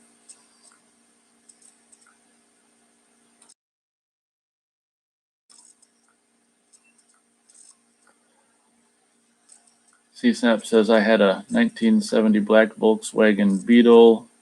Now I drive a Jeep. Always wanted one after seeing David Soul drive one in Salem's lot. Okay, what kind of a Jeep do you got now? Because I'm a Jeep guy myself. I'm a Wrangler guy. J-Dog Johnson says, would you agree Aliens is one of the greatest sequels ever made? Oh, absolutely. James Cameron is a really great sequel maker. And while I prefer the first one to the second Aliens is definitely, yeah, I definitely would agree with that. It takes what, was done in Alien, and he added his own onto it, and definitely one of the best sequels, in my opinion. Matt says the only car that is still kind of like a Beetle in the sense of being rear engine is the Porsche 911. Oh, CSnap says Suzuki Jeep, not a Wrangler. Okay, so okay. It's technical. Okay. Matt says, I'm a Wrangler guy, mate. We drive Wranglers up here. Oh, okay. He's doing an Australian accent. Up here in the Aussie desert, mate. Yeah, I'm not as good as an Aussie accent as British. I can try it. I'm a Wrangler. Nah, fuck it. I tried it. I can do some things. I can say certain words with the Australian accent. I'm a Wrangler guy, mate. We drive Wranglers up here in the Aussie desert, mate. Summerhill Cinema says, that is ironic, C-Snap. I have wanted a Jeep ever since watching Salem's Lot myself. What kind of Jeep is in Salem's Lot? Is it a Wrangler? Gary Page says, I like your Friday the 13th videos. So which ones are you referring to? Just anything where I'm talking about Friday the 13th? Yeah, I mean, because I'm a huge fan of that franchise, I mean, I love doing those videos. I mean, it's definitely not hard for me to talk about Friday the 13th. John Calvert says, I drive a Ford Fiesta, gets me from A to B. Well, that's what, that's what cars are for. At the end of the day, is just to get you from A to B and back to A. And if you're lucky enough where you can get as far as C, sometimes they can take you there too. Summerhill Cinema says, we have a 1987 Suzuki Samurai, still runs fine. Wow. Matt says, Ford Fiesta gets great miles per gallon and reliable. C-Snap says, yeah, hopefully get a yellow CJS or a yellow 70s CJ Jeep with doors that don't close properly. Yeah, my dream car is pretty much an old frickin' CJ7 or something like that. I'll probably never end up with one, but that's okay. Wranglers do the job.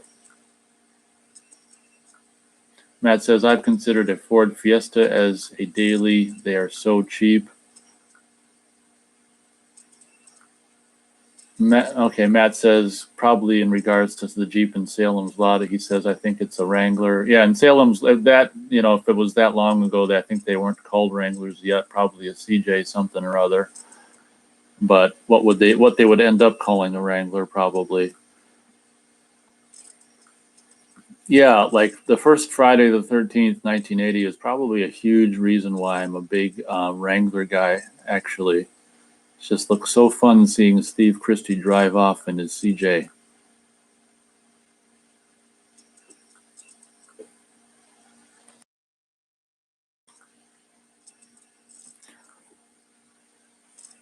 CSAP says, there is a guy in Dublin driving a Hemi Cuda around. Yes, the Phantasm car, lucky bastard, laugh out loud.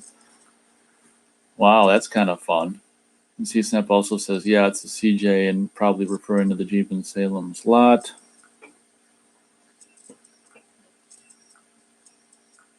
You know what? Another thing, I used to see on TV when I was a kid was Fantasy Island, the TV show, and they had the CJ Jeeps and that to take guests from the plane to the wherever they, their bungalow or whatever. So how cool would it be to, get one CJ from that era and get that Fantasy Island red and white, like soft top cover thing over it and just deck it all out like Fantasy Island.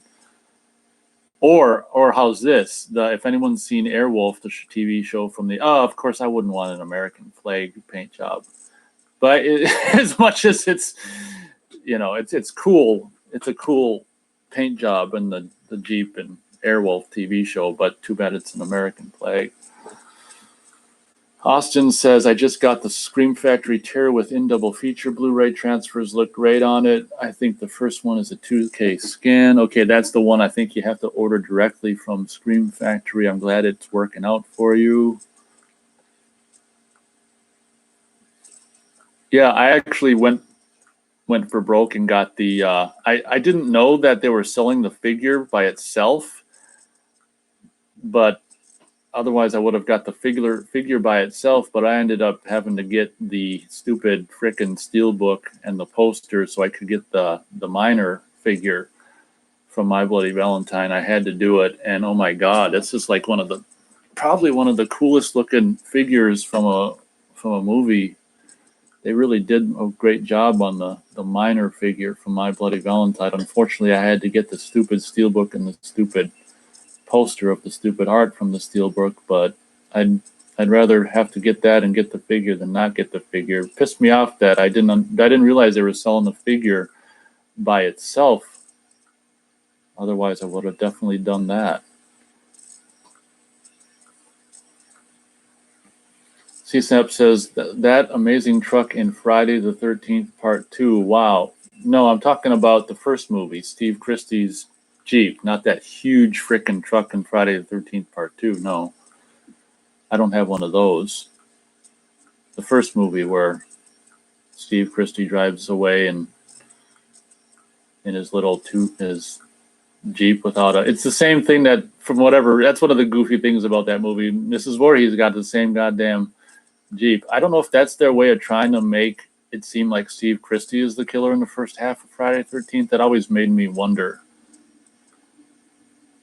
And then I was watching Part 2, or last time I watched Part 2. Well, I knew it was there before that, but there's the same kind of CJ Jeep in the parking lot at that bar in Friday the 13th Part 2. I'm wondering if that's a Jeep from the first movie that someone just, someone on production, if it was like someone's Jeep that made, that had a part to do with making the movie.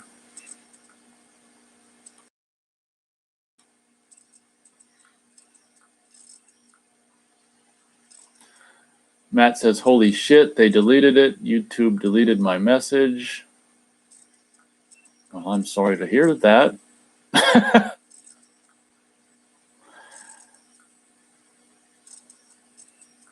Austin says, I always try to get the double features because they're so expensive out of print. Yeah, that's a good point, especially the stuff that's exclusive to the site itself. Good thinking there. CSnap says, I remember seeing the CJ Jeep in Mork and Mindy. Oh my God, Robin Williams sitting in an upside down. I always wanted one. I probably saw that too, but I've tried to get rid of that show out of my mind. Matt says, remember I told you YouTube censors shit on live stream? Yeah. Hopefully it doesn't get censored, that message again. And then he says, oh my God, it got deleted again. What the fuck? Maybe it's too racy. YouTube isn't as inclusive as they claim.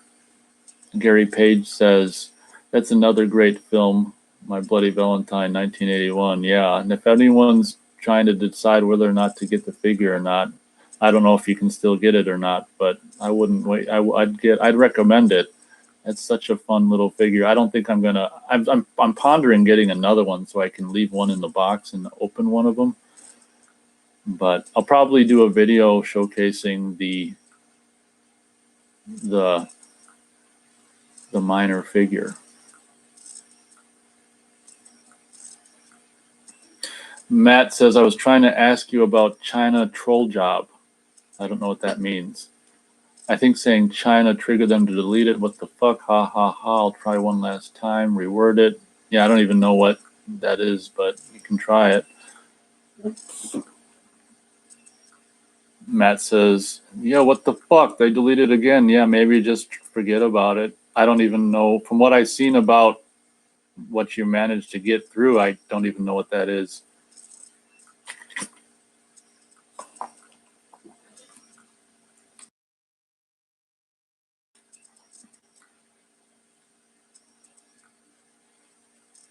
I guess it's not meant to be.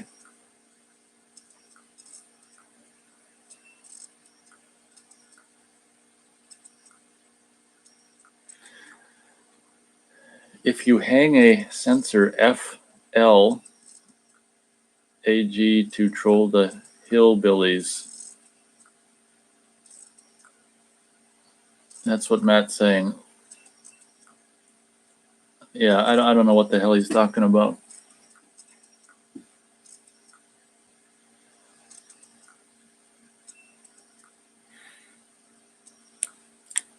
Oh, he's saying China is a censored word. Okay. And is that because they make all the face coverings there?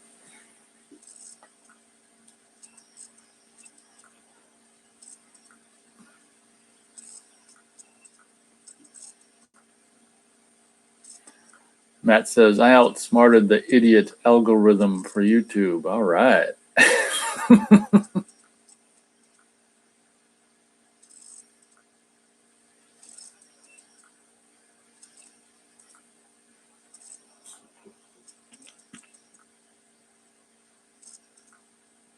Gary Page says they deleted one of mine yesterday and it wasn't related to what's been going on the past year. Yeah, it's hard to say. As long as we just keep talking and typing about their entertainment they put out to distract us, I think we'll be okay. So, how do you think about Indiana Jones 5? Actually, I can't believe they're doing it if they're doing it. I just asked myself that. No one asked me that. Matt says, yeah, I found on YouTube Live messages about China Jewish talk get deleted real quick. Oh, well.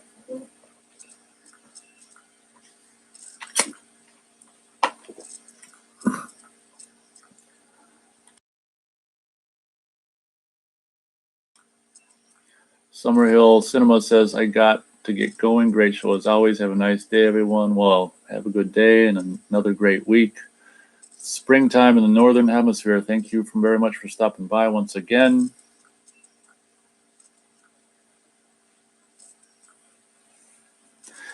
Matt says, yeah, I better keep talking about our entertainment and nothing too deep. Gotta say consuming and not talk about our masters. Yeah, let's just keep buying. Yeah, so in regards to that figure, regarding consuming, yeah, I'm probably going to get another figure and maybe another one and another one and another one and then open one of them and leave the other one sealed and then I'll buy something else after that.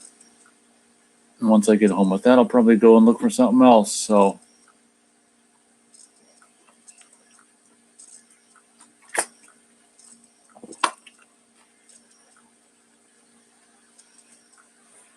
Matt says, and I'll wear my wah-wah.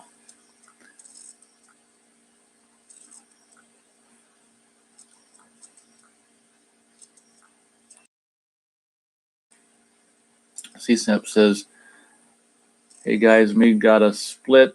That's Nate. Or wait, hey guys, me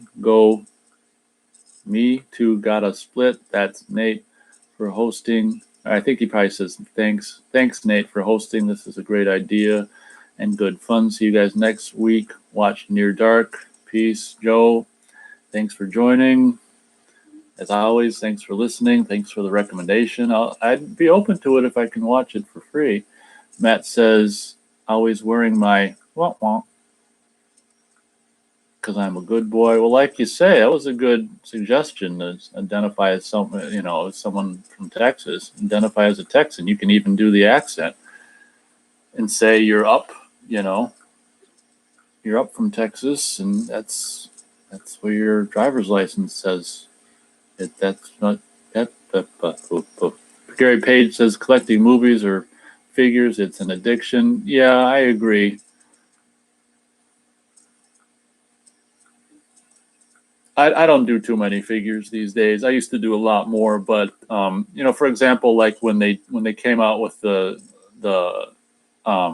Silent Night, Deadly Night 1 and 2 figures, as cool as those are, I didn't need to get the Silent Night, Deadly Night figures. The first Scream Factory figure I couldn't not get was the one from the Driller Killer from Slumber Party Massacre. I had to get that because that's one of my favorite slasher movies, and then the Miner from My Bloody Valentine. Those two figures are like, for me, must-haves, but I can pass on the Santa Claus Killer ones. Austin says favorite deaths in Creepshow 1 and 2. I'm not familiar enough with those movies to say I'm afraid. It's a good question, though. I can't say I'm afraid. I'm not a huge fan of those movies, but I can remember, I think I liked the second one more than the first one, but unfortunately I can't remember enough about either of them to answer the question, I'm afraid. So that's my answer, I guess. Gary Page says, it's films with me. Yeah, I used to have I mean, you know, I've said this a bazillion times, you know, I've got half price books around here and they sell previously viewed discs and music and movies and Blu-rays and stuff. I used to go once a week, and during the warm months, I used to go not only once a week to one store, but I'd go to other stores. And, you know, it was a kind of an addiction, but thanks to the bullshit of the past year, I stopped going there. So I guess there's some good things to say for the bullshit of the past year.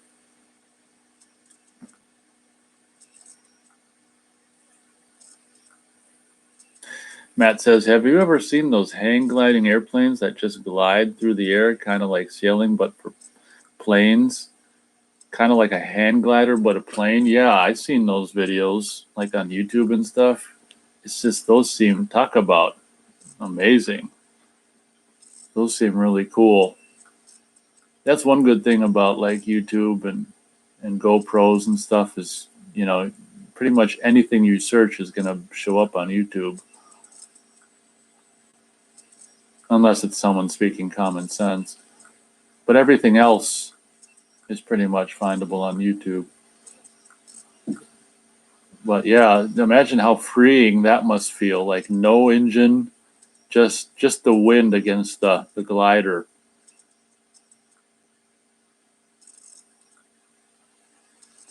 Matt says, yeah, I'd love to have something like that. Yeah, I can't even imagine how that feels. To just fly around silently in that thing, just gliding on the wind.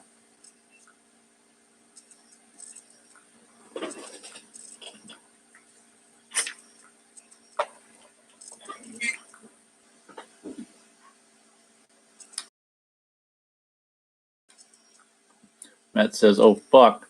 Speaking of being able to go on YouTube, have you ever seen, I don't know how to say this, McCamey Manor haunted house shit? No, I haven't. Austin asks, do you think Child's Play 3 was rushed? I don't know. I mean, I think Child's Play 3 is, I actually like it more than 2 personally. So it's funny how, you know, maybe they had more time with the second one, and obviously the third one came out a year after the second one. But I think I'd actually rather watch the third one, I think, than the second one. Do you think it was rushed? Matt says they allow that dude on YouTube, but fucking say anything they don't like, naughty words, and you are out. Long story short, this guy legally, well, I'll just say stuff, does stuff to people because they sign a contract, and he has a lot of videos of him doing it on YouTube. Yeah, I mean, you know, if people are, there's a lot of people on YouTube that work for, you know, we could, yeah, I don't want to talk about it, but you know, we'll just leave it like, you know, YouTube. We'll just say the YouTube allows some people to break the rules. We'll just say that. Gary Page says, Nate, been great. Lucy, my small, fat Yorkie dog needs a walk. See you next week. All the best and stay safe. And since we're down to 4 people, he's probably gone already. So when I say thanks for showing up, see you next time, he probably doesn't hear me. Matt says he calls it a scary haunted house, basically, and offers money if you can last 8 hours of basically torture, like actual torture. Yeah, that doesn't sound like anything that interests me. Yeah, we'll just say that, you know, YouTube definitely lets some people break the rules and doesn't let others, so that's okay. We can just come on here and talk about consumer culture and praise their movies they give us.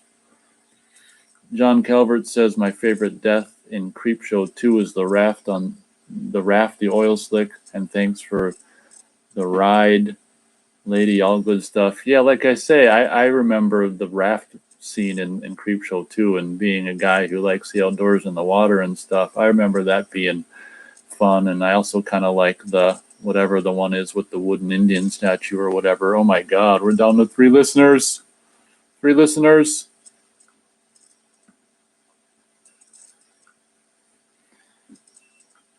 Matt says, no, it's not interesting at all, but it's mind-blowing how it's allowed up. Ha, ha, ha. Yeah.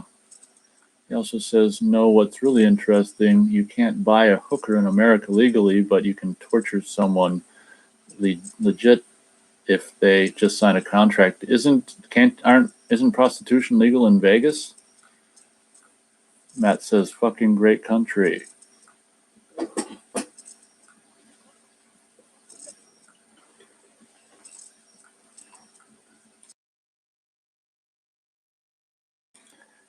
All right, all three. Oh, we're back up to 5 people. I was going to say, okay, all 3 of us, what do we want to talk about? Matt says, well, besides Vegas. Okay. 7 people. Matt says, we have how many states? It's not legal, basically, the whole country. Ha, ha, ha. Well, another thing is, if you're in California and you're making adult films, I guess, in a way, I mean, yeah, that's kind of legal, technically. I don't what movies do we want to talk about? Austin says, I think it was rushed, referring to Child's Play 3, but I still think it's a good sequel. Okay. Well, yeah, I mean, the fact that it came out a year after Part 2, one can only assume it was rushed, but I think it turned out okay. There's things about it that I like more than the second Child's Play movie.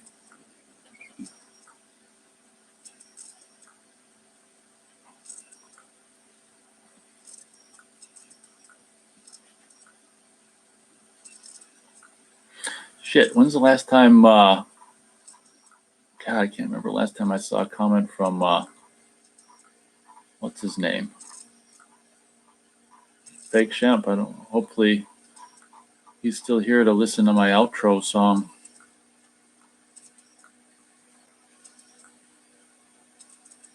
Matt says, I hope you are saving up in your 401k, Nate. Got to save up for retirement. Oh, yeah, I got it all covered.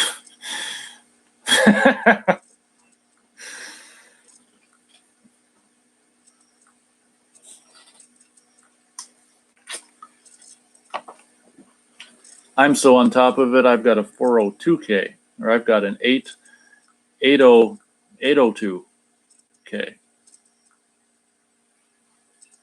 Back up to 6 people. Welcome, everyone. Chat's getting a little slow here. We're trying to avoid talking about sensitive issues. As much as I love to talk about them, I guess I just assume not to, and to jeopardize the channel.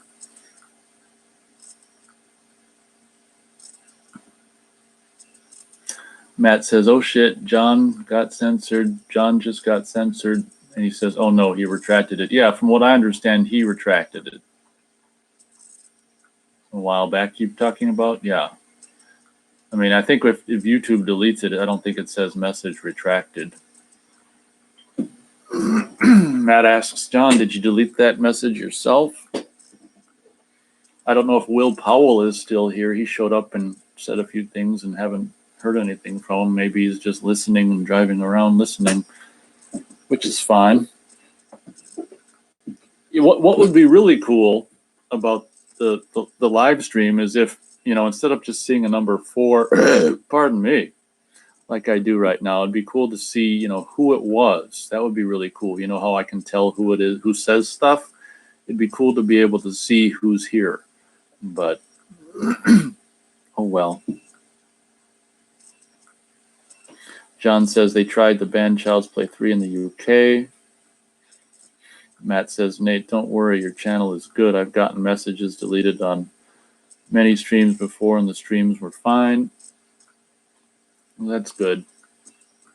I think personally my channel is, way too small for them to fuck with. I mean, I've been doing these shows since the beginning of the year, and not one of them's up to even 100 listens. So I don't think I'm much of a threat, but oh wow, Dave Caligari's here. He says, afternoon all. I don't think we've seen you for a while, but either way, welcome. We're about 1 hour and 54 minutes into the show at this point. I'd say, why don't we plan on 3 hours? I think anything over 3 hours is a little bit overdoing it. So that'll be the max time I'm going to go probably with any show is 3 hours. I think that's a good amount of chat time personally.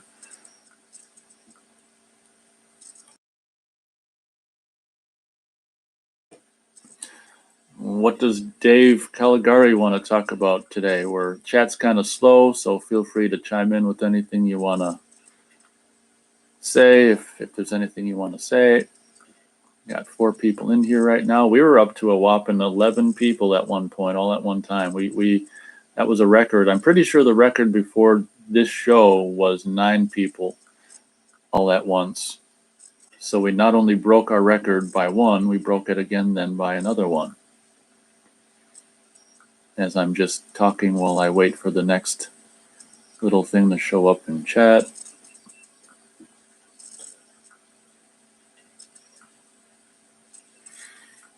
Matt says, what are your thoughts on those robot arms? I guess I can't say I'm really familiar with robot arms. Oh, bionic, I think they call them.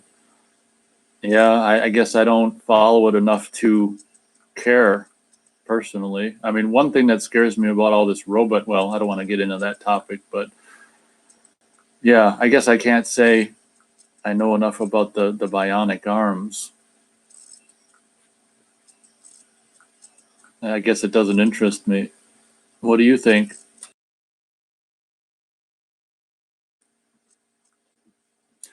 Dave asks, any new horror movies coming out on Blu-ray?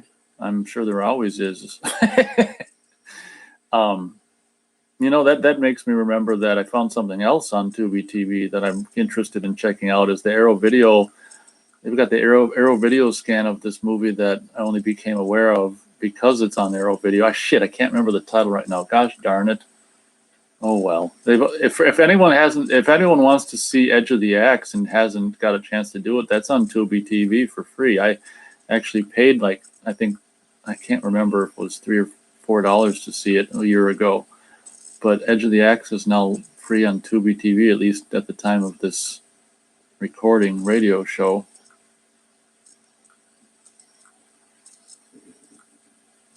But I'm not, to answer Dave's question, I'm not exactly, I can't really recall what's coming out horror related. I know there's a lot of stuff that's not horror that I'm interested in, like the Tank, James Garner movie Tank coming out on Blu-ray, and Explorers and King Kong, and like career opportunities. I don't know if I'm going to get career opportunities. That movie is really not that great, but I'm trying to rack my brain in regards to new horror coming out. I don't know if I can really.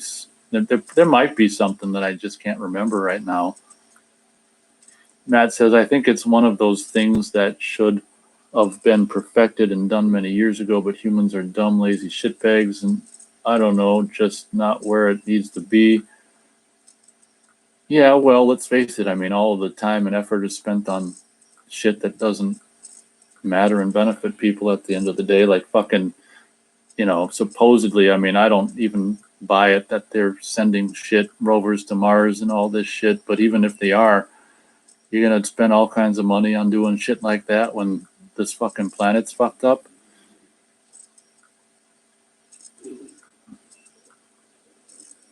Dave said The Void was good on Tubi TV. Okay. What year was that movie from? Matt says, what are your thoughts on the new Mortal Kombat? Yeah, I did happen to check the trailer, being a teenager when the first game came out and stuff. Like, everyone I knew was all, had Super Nintendo and had Mortal Kombat and shit. And the game I never really cared about games where two people fighting games, so I never had it. But I looked at it and it's just like, I don't know. I mean, the guy says, get over here or whatever, so that's accurate. So I guess I'm not very familiar with the game or the universe that is Mortal Kombat. So I guess, it looked okay. I mean, I guess I can't really comment, not being a fan of the universe of Mortal Kombat. What did you think about it? I mean, for the most part, unless it's a movie like It Follows or It Comes at Night or something like that, or Gretel and Hansel, or some of these rare movies that come out these days that are actually good. I don't care about movies like that so much personally. John Calvert says, Howard, I don't even know how to read this, Wolowitz in The Big Bang is the top man for robot arms. Matt says, nah, they aren't sending shit to Mars. I don't believe they even went to the moon. Yeah, I pretty much agree, but back to movies.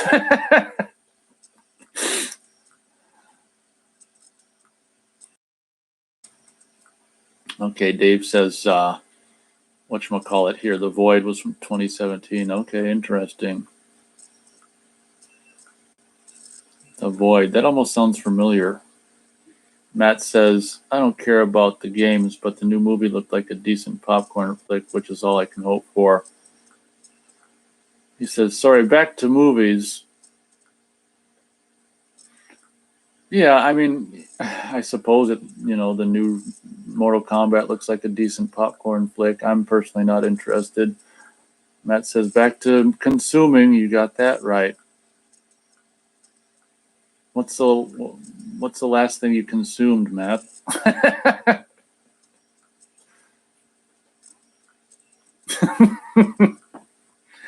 All right, we're at 2 hours into the show. We'll probably go for another hour, and then we'll probably leave it at that.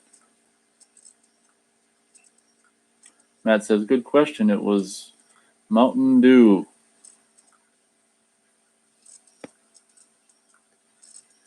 Now I'm consuming your content. That's true. You're consuming my words into your ears.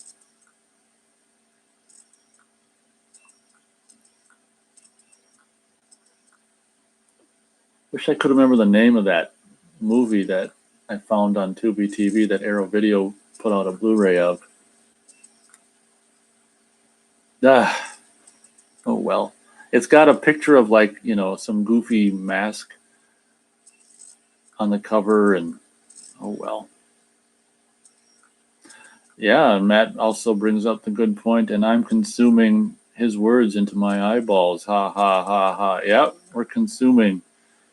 We're co-consuming.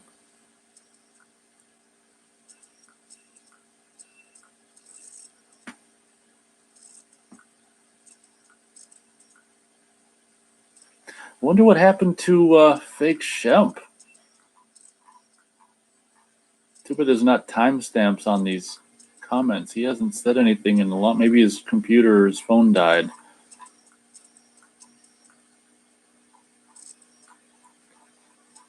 Sometimes people's phones die.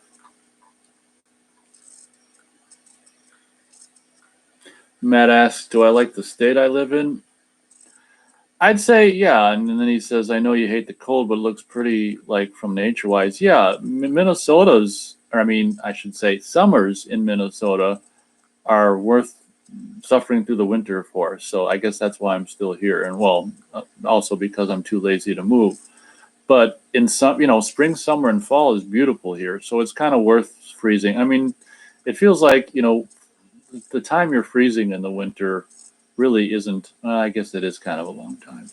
But the deep freeze doesn't generally last that long. So I'd say I like the state I'm in weather-wise. And like I say, I don't think I'd have any interest living somewhere where it's warm all year round. And because from what I hear, if you live in a place all year round, you're infested with all kinds of bugs and shit. And you've got things like rattlesnakes, tarantulas, all this kind of stuff. And you got to have the exterminators in to spray chemicals all over your house to get rid of the bugs. So one good thing about going into a deep freeze every year is it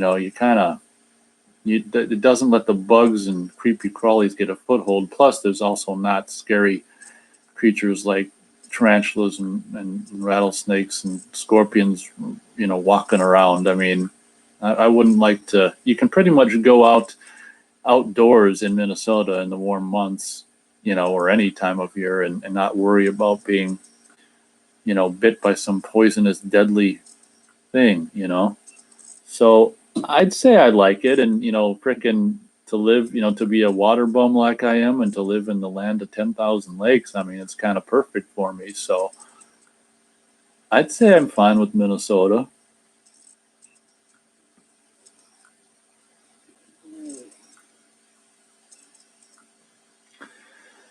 Matt says, yeah, I guess they should have consumed a spare battery or something. Bad consumers. I don't know what he's talking about, but that's okay. Dave Caligari says, was it the movie Last House on the Left from Arrow? No, I think it's I'm gonna have to. Shit. I think it's a recent release.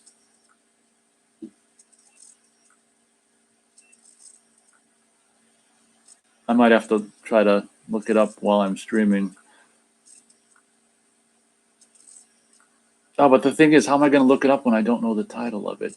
The cover is basically like this plastic face mask, and I want to say the font's in red or something. Shit, I don't know. Sorry I brought it up and I don't know what the hell it is.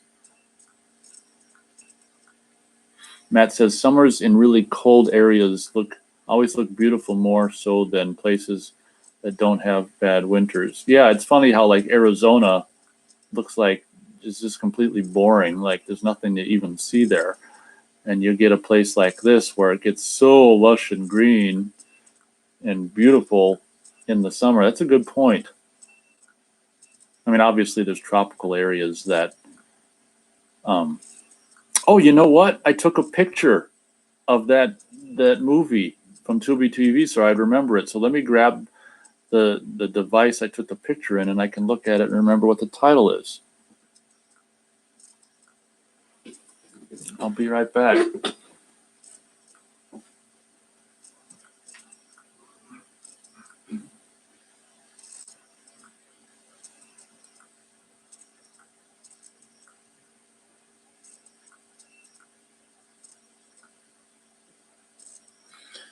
Okay, the movie I couldn't remember. It's a yellow font, but there's a lot of red colors around the goofy mask and the person holding the knife. Deadly Manor was an Arrow Video release that I think is relatively recently released. That I'm surprised was on Tubi TV. So I took a picture of it so I could remember it. Now I gotta put this somewhere. Hold on a sec. Deadly Manor. So I'm gonna probably check out. Dave retracted a message. I'm probably going to check out Deadly Manor on Tubi TV at some point.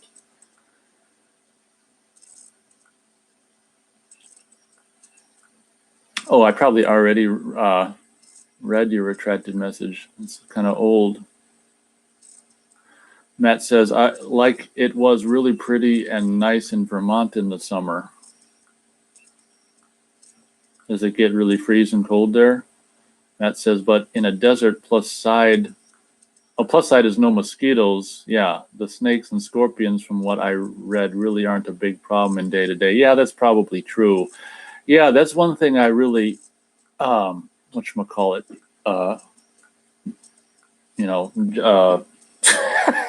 I'm jealous about desert situations is mosquitoes, no mosquitoes, because that's a pain in the ass.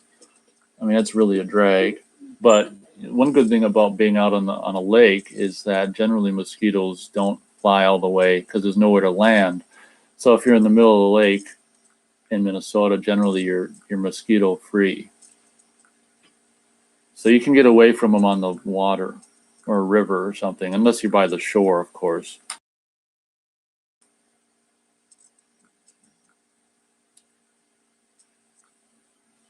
John Calvert says it rains in the UK a lot. It's grim up north. Yeah, that's what I hear. Like it's like never even sunny there or something. That's a bummer. Yeah. See, as much as I don't like the freaking frigid cold, I don't mind. I mean, part of me likes it because, like I said in the past show, like it's this sterility. It's just when you go out and it's like freaking 0 degrees, it's just like this quiet and this sterility. Just like everything's put on pause, and there's this white blanket and everyone's sleeping underneath the white blanket. It's always amazing to me when in the spring, and the all the mosquito, or not mosquitoes, but all the bugs and frogs and stuff come out from their slumber that they can even survive under that. I mean, it got so cold the last like 3 weeks ago or whatever. It's just amazing they can survive that. And it's amazing that the plants and stuff come back to life every spring. I'm glad they do. Matt says, I live in PA, but I visited Vermont one summer. And he says, no mosquitoes and no humidity in a desert either. I know, I hate humidity. I've got, for whatever reason, I don't know why, I overheat really easily. So, you know, I hate humidity.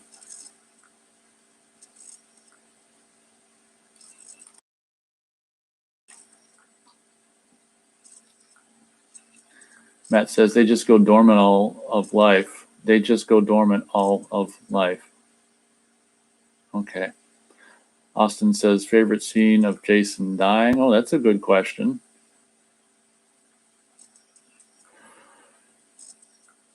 Oh God, I might have to give it up to Final Chapter, man. I mean, that's some hardcore Jason killing in Final Chapter, and you know, stabbing the machete in the side of his face, and he falls down and his head slides down the blade. I mean, come on, that's probably. I mean, there's really not a lot of Jason deaths, to be honest, because like in he doesn't really. I mean, I guess he gets the machete and chopped into him in part 2, and then he gets the axe in part 3, but.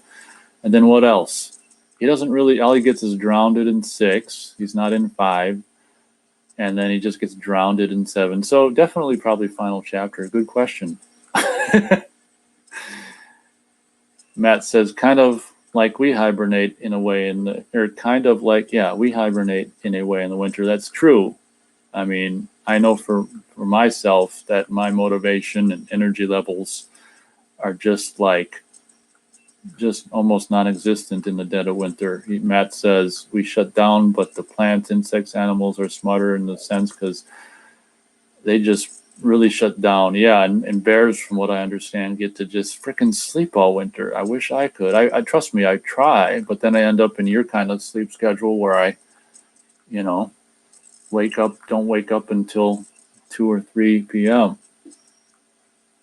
Austin says part 4 and 5 had the best Jason demises to me, even though it was Roy in part 5. Yeah, I guess I didn't include Roy because that's technically not Jason. But yeah, falling through those spikes was definitely good. So I'd say the best we can say the best killer deaths in the franchise is 4 and 5. Yeah, because I mean, the 2 and 3 are like the same thing, just chopped in the shoulder with a machete, chopped in the head with a machete. Of course, 4 is the same thing, but they're just the way Tom Savini had the blood gushing from it in Final Chapter was fun. It's so cool when they released that extra gore footage of Final Chapter and stuff. It was just so fun to see that. I could watch hours and hours of just unused daily footage from those movies. I could just watch everything.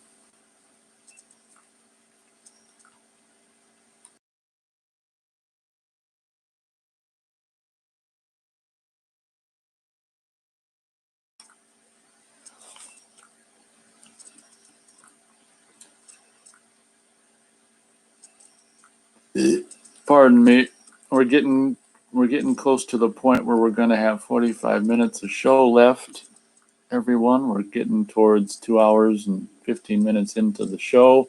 Had a huge show up at the beginning of the show. Like within the first minute and a half, there's like 6 people. That was just crazy. Everyone's just on Thursday. They're looking at their watches. Nate's going to be on. That's just so cool.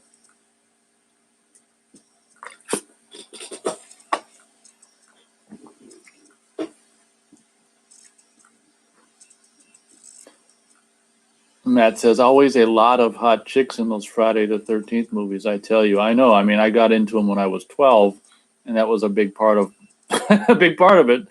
That's for sure. And it still remains a big part of it now. Yeah, it's just fun to look at the hot women they get in those movies and stuff. And I mean, that's one of the reasons I'm such a big fan of slasher movies in general. But yeah, that's definitely one of those important components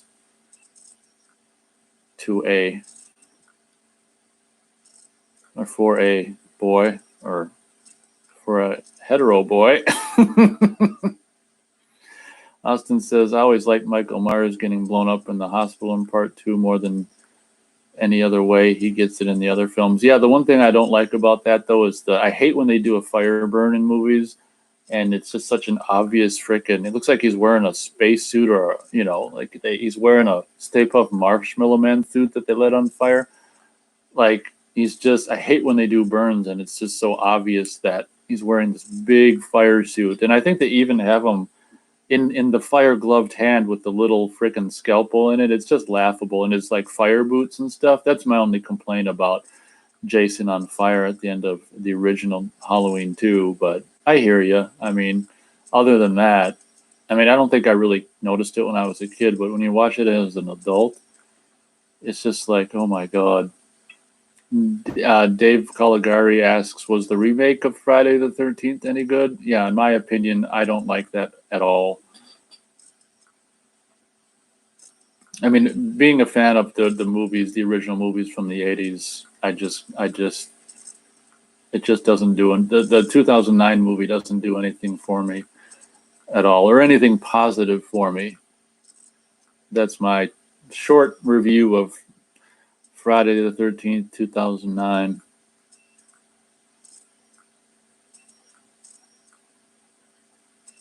Austin says, yes, the burn suit in 8 and Halloween 2 was pretty bad, but I still thought it was charming, laugh out loud. Yeah, it's charming, all right. Matt says, I thought it was okay. Oh, you're in referring to the Friday 13th from 2009. That's cool. Like I say, we each have our own thoughts on things, and that's fine. Austin says, I like the Friday remake for the kills, but that's it. Yeah, I mean, I guess one of the best things about that remake is that one chick who's actually the only chick in the movie who has a pair of naturals, if you know what I mean. That's probably the best part of it. I mean, the Jason, is okay in it, and I guess I do appreciate the brief amount of time where they do a callback to the sack wearing Jason and stuff, but for the most part, it's crap.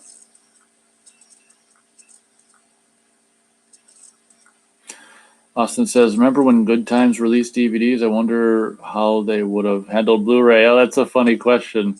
Yeah, I looked it up last fall when I was doing those DVD showcasings, and yeah, they went out of business I don't remember what year it was. It might have been before Blu-ray was a thing, but that would have been interesting to know what their Good Times Blu-rays would have been like. Matt's getting on my case. Hey, Nate, don't you objectify women. Ha, ha, ha, ha, ha. Yep. Don't appreciate anything. Oh, yeah, he says he was joking. I figured as much. Or I hoped as much, anyway.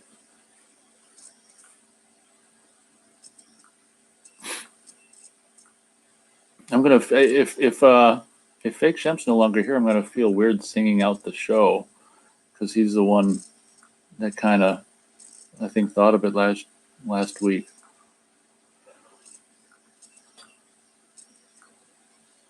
I see we've got 8 hitchhikers. Thank you very much.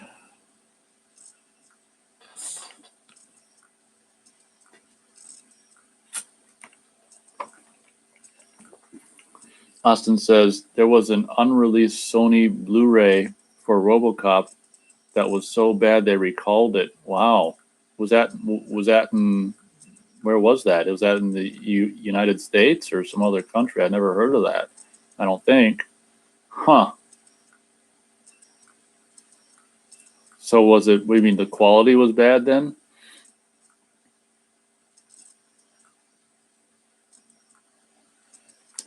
Matt says, God damn though, people were so much skinnier back in the day. You really notice it in movies and really, I guess, any footage from the past. Yeah, well, they didn't have so much trash they were eating back then, I guess.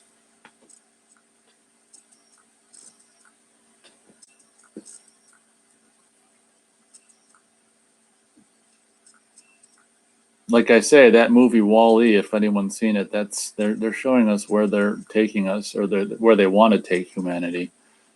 It's not just a cartoon, but I was going to say back to movies. Well, Wall-E is a movie. Enough of that talk. Back to movies. Austin says it was in the U.S. It was going to be the first RoboCop Blu-ray, and yes, the transfer was reported to be awful. Huh. Well, that's an interesting bit of history. Imagine what that would be worth. So it sounds like there were some.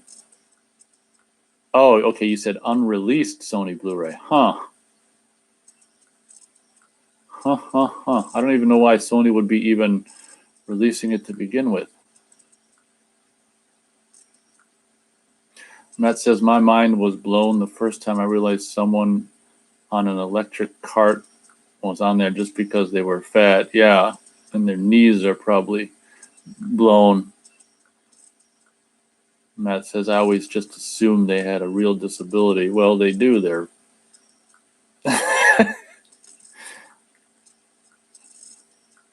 Matt says, then I realized, holy fuck, most of these people are just fat fucks on them. Yeah, one thing that is not going to help the obesity situation is what we're riding around in a cart, but oh well.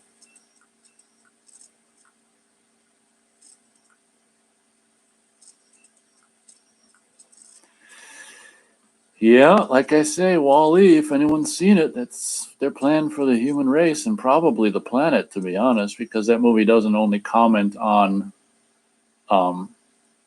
the human race, but it comments on what could happen to the planet in the future.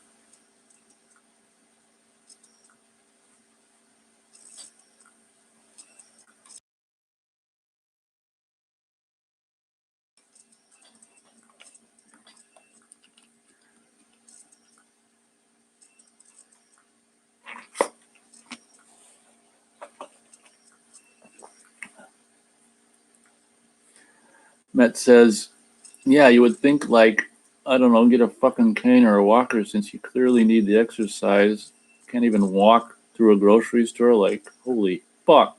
How does a person get to that level of laziness? Yeah, it's really something. You know, when I see someone like that, I'll just be like, you know, or even just an older guy with this, just if he's just, most of them skinny, but he's got this gut that just like he's pregnant with fucking six tuplets. It's like, God, couldn't you at some point see that was getting out of control, like before it completely got out of control? Dave Caligari asks, "You like Rob Zombie's movies?" Not really. I think I'm sorry. I can only assume you're kind of a fan if you ask that. I'm afraid not. I don't really like Rob Zombie's like white trash persona, and no, I'm not a big Rob Zombie movie fan, I'm afraid. A friend of mine was really excited when whatever that movie that came out with the three killers or whatever, I can't remember what it's called right now. And I saw it and I was like, oh my God. I don't know why I can't remember what it's called. Austin says they sent out demo copies of this RoboCop Blu-ray, but it got such bad reception from Blu-ray critics who got these preview copies that they decided not to officially release it. Well, that means there's preview copies out there. That'd be interesting, unless they recalled them. But that'd be interesting to know if any of them are still out there and what the hell they go for. That'd be a real big collectible. Well, like I say, I don't understand why Sony never had the rights to, unless, was the RoboCop remake a Sony movie? So maybe somehow that way they had like some kind of half-ass rights to the first movie or something? I don't know. Seems like the RoboCop remake might have been Sony. Gary Page says, sorry, I'm back. It's dark night and cold, and the dog didn't even have a crap. Well, thank you for the details. So I hope you don't mean sorry you're back. Maybe you mean sorry I had to go, I'm back. It's dark night and cold, and the dog don't even have any crap inside him. Well, just when you thought your life was bad. Matt says, and ever notice most of the leaf blower people tend to be fat asses as well, like the type of guy who clearly should be raking? Yeah, I actually never look at leaf blowers, but I can only assume that would be the general case. I know. It's just like, oh my God. Isn't that something? Dave Caligari says, I only like House of a Thousand Corpses. Okay, yeah, I haven't seen that. Why can't I remember the name of that one where Bill Moseley's in it and his wife or whatever and some third guy and they're killing people. It was like shot on 16. Like, that's the one thing I think that was cool about him is like shooting movies on 16 millimeter for the griminess. So, there's aspects about that, about what he did in his movies that are cool in that regard. Like, oh, cool. Because my friend was so excited about that movie because he was like, yeah, it's shot on 16 millimeter, like Texas Chainsaw and everything. And I was interested, but then when I saw it, I'm like, I don't think I even saw the whole thing because I couldn't stand it. But, the aspect that he was shooting on 16 millimeter and trying to go for the Texas Chainsaw look was kind of cool. Gary Page says the Blu-ray of True Lies is not a bootleg. It's a quote-unquote gray release. Yeah, I think. I don't watch it very often anyway, and the DVD does me good enough for when I do watch it. I mean, when it's on the projector, you can't even barely tell it's a DVD anyway with the quote-unquote upscale. So that's what they call movies that are basically bootlegs. Is they call them a gray release. And that's calling a bootleg something better than what it is. Oh, okay. David Caligari says, yeah, Devil's Rejects is the name of the movie I saw part of. It's just like, oh my god.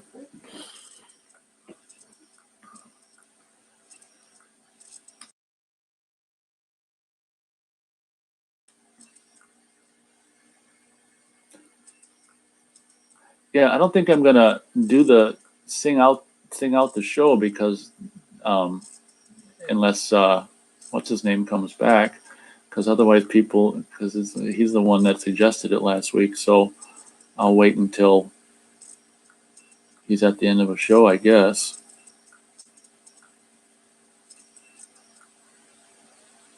Austin says, I have no idea why Sony was going to release RoboCop 87 in 2006, but they must have had a deal with licensing MGM films. I don't know. Yeah, I can only assume it was because I'm pretty sure Sony is the one who put out the remake. And that's around that same time, ain't it? So it must have had something to do with that. Like they had some kind of, or were given some permission to do it because they were doing the remake.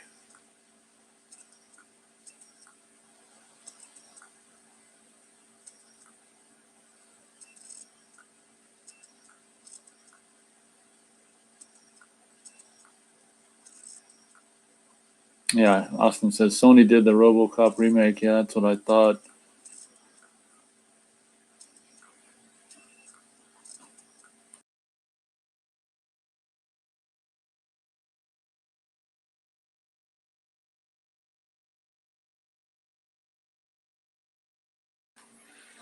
Oh, then he says, but the remake didn't happen until 2014. Oh, that's weird. Okay. Matt asks, do I like the RoboCop remake? Generally, no, but one thing I did think was really creepy about it was when there was this one scene where one thing that was cool about it was with the more computer generated effects, how they could do like those big huge robot, walking robot gunship things and stuff was kind of cool. But though the thing I liked the most, I mean, I didn't really like the RoboCop remake, but what I did like about it was that one scene where it's like they peeled away all the robot stuff, and it was just like his whatever was left of his real body, just like his head and brain and like lungs and an arm or something. That was just like really, really creepy and like nasty and really kind of, what's the word I'm looking for? Just tragic. And that scene actually kind of got to me. So I'll give the movie props for that scene. But other than that, I mean, the RoboCop remake, in my opinion, was kind of a joke. I mean, the visor coming down and going up, kind of cool, kind of dumb. That's my thoughts on the RoboCop remake. Austin says I have a lot of the old RoboCop DVD releases. Yeah, I've got that Image box set. I think of the three movies. The Image. I think those were the first DVD releases in North America of the RoboCop movies. None of them are enhanced or anything. It's just the widescreen. That's you have to zoom in on a widescreen TV to fill. But yeah, I've got that and other DVD releases as well. And I don't know how many times I bought RoboCop. Then I got the Criterion. I've got the Criterion DVD of RoboCop. I got the Criterion Laserdisc of RoboCop.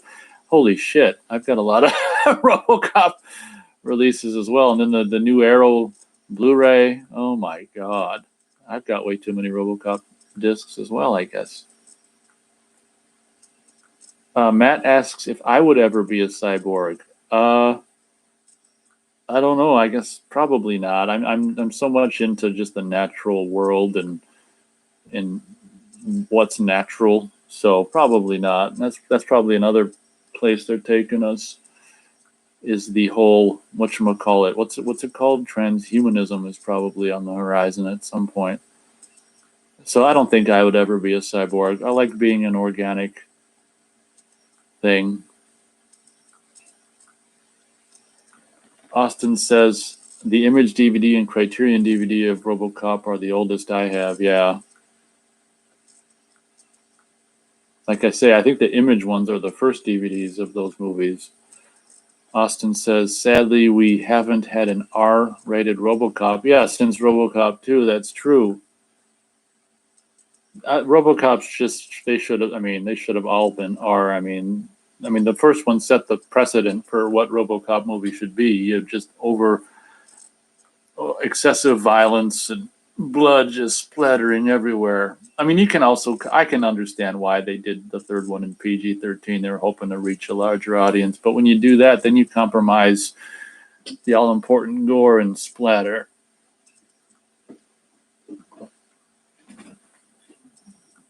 Austin says those Image RoboCop DVDs were probably just Laserdisc transfers upscaled. Yeah, I wouldn't doubt it, and just widescreen matted. Probably just the same thing that was on the Laserdisc, just with black bars put on the top and bottom. All right, guys, we got about 29 minutes, T-minus 29 minutes and counting until the shows close. I feel so bad when people show up just moments before the show's ending, but I put it out there when it starts, so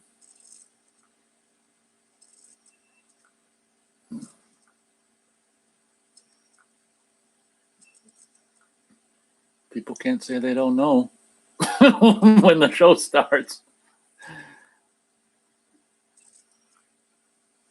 Matt says, I think they should release multiple versions of action movies. I don't. So what do you mean by that? Oh, maybe he goes on to say what he means. Like have a version with all the gore in it. Oh, okay. And whatever else to make it R. Yeah, like okay, I see what you mean. That'd be a good idea. Well, they used to do that for a while where they, like Die Hard 4 or 5, or no, wait, it was 4, was like PG-13 in the theater, but then it was available and like unrated on home video. That'd be a good way to do it, for the wide theatrical release, PG-13, and then you could have the R version for home video. That's a good idea. Austin says the Image DVD of RoboCop looks like the same washed out transfer from the Laserdisc. I've seen both. Yeah, you probably have a point there. That's probably what it is. Matt says, I don't know why cut your balls off to make it PG-13 when it seems like it wouldn't be too big of a deal to do both. That's true.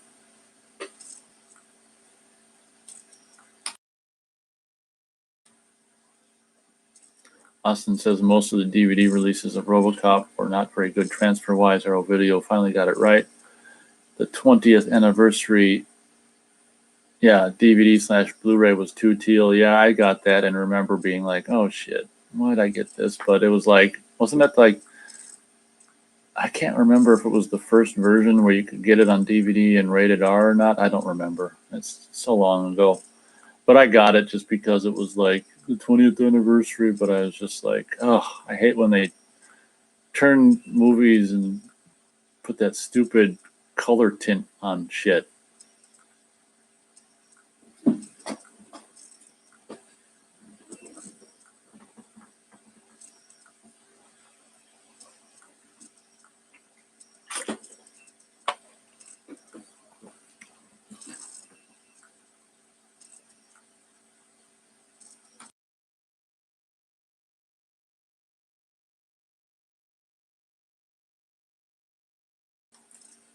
Matt asks if I drink coffee. I can't stand the taste of that stuff. I tried it when I was a kid, and I can't stand the taste of it. Same with tea. I can't stand the taste of tea. Austin says RoboCop 2 could use a director's cut. Yeah, maybe it was you who said that in the past, or someone said that in a past show, that there's like all kinds of gore or something that was cut from RoboCop 2 or something. Oh, or do you mean just, by director's cut, do you just mean there's scenes that were cut that we never got to see or something? Austin says, I want to get that graphic novel of Frank Miller's rejected script for RoboCop 3. Yeah, it'd be cool to see what that movie could have been or whatever. I mean, one cool thing about that was his arm, which you could put different attachments on. Kind of fun. It was so stupid how they killed, Nancy Allen's character, though. Oh, God. Yeah, I actually saw RoboCop 3 in the theater. I would have seen 2. Me and my dad it was the biggest mystery. We went to go see RoboCop 2. We went to go see Navy SEALs and RoboCop 2 in the drive-in in 1990. And it was just, I just don't, to this day, I don't know what the hell happened. It was like, when we got there, it was like so few cars that we like thought maybe they weren't even open. But then in retrospect, if they weren't open, there wouldn't have been any cars. And I don't know. So we just turned around. We didn't even try to go in. And in retrospect, I think we should have tried to go in because, I mean, if it had not been open, I don't think there would have been any cars there. And there were just a little bit of cars, and I don't know. I just wish we could redo that, and because that way it would just be a cool memory to see RoboCop. So I've seen RoboCop 2 in the drive-in, but I saw the first one. I was like, I don't know. I mean, shit. When I was 10 years old, I was way too young to. I saw the first one in the theater. And I tried to, me and my dad tried to see the second one, but that didn't work out. And I saw the third one in the theater. Kind of, I mean, half liked it and half disappointed, but whatever. Kind of, yeah. Austin says, yeah, there's also just scenes in general that were cut out in RoboCop 2, especially the scene where Robo is staring at a naked chick in the shower. Pretty touching scene, in my opinion. Oh, that's cool to interject some of that humanity, because they touched on some of that in RoboCop 2, and his wife, his former wife coming to visit him and stuff. So that would have been cool that would be cool to get some of that humanity stuff back in it. So I wonder if he was looking at his naked wife in the shower then, probably, or something. I don't see him just staring at some random naked chick. So maybe his naked wife in the shower.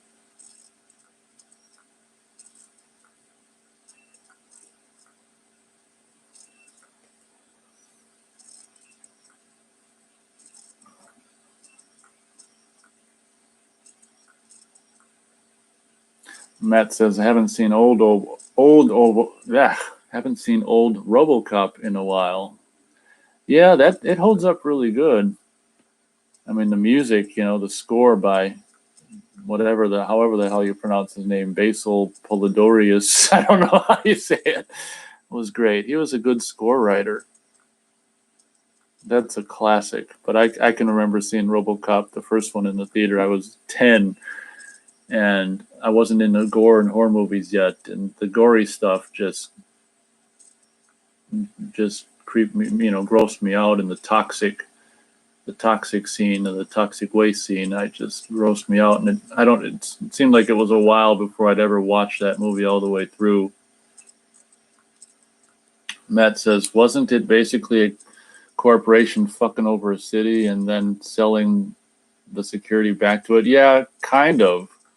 They wanted to build this, this utopia city of the future. And, yeah, it was basically that. And he says, like destroying its economy or city or something. Not that deep, but it was about, the corporate, OCP was the big corporation. I can't really recall exactly the details right now in real time, but yeah. It was about an evil corporation that was looking to, make these robot police officers. And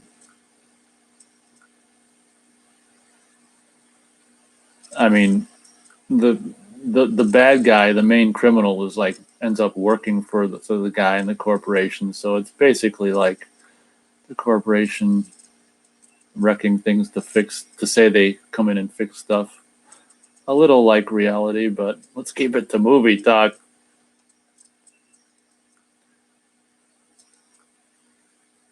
Matt says, or doing shit to help ramp up crime as well. To an extent, I mean, the corporate guy is telling this bad guy, this criminal, that, there'll be a lot of jobs for a lot of construction workers to make this new city. So there's a lot of opportunities for drugs, prostitution, all this stuff for you to handle, Clarence. So it's pretty much kind of like that. The corporation is bailing out the criminal so the criminal can go in there and make all that crime. Yeah. Austin says, yes, that shower scene suggests that Murphy can never be a normal sexual being again and how his humanity is unfairly stripped from him. I don't think it's about his wife. Yeah, that's the only thing I like about the remake is that they kind of, that whole scene where the robot pieces are stripped away and the few human pieces that remain are there. And it's just like, that's the one thing about the remake that's cool, is they touch on that as well. And you can understand, I guess, why they cut that out, because they're trying to, I guess maybe they try not to be too philosophical with the summer blockbuster action movie. But it would be nice to have had that stay in there, or get a version that restores it. Matt says, kind of like setting up riots like we kind of have today. Yeah, if you were some kind of kooky conspiracy guy, one could say that.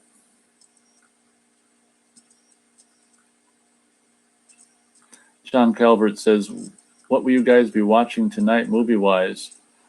Well, I don't know if Matt will be watching anything. Maybe he'll be drinking pop and destroying tires on his car. But I did this last week too, where at the beginning of the show I had thought of something that I wanted to watch and then I forgot.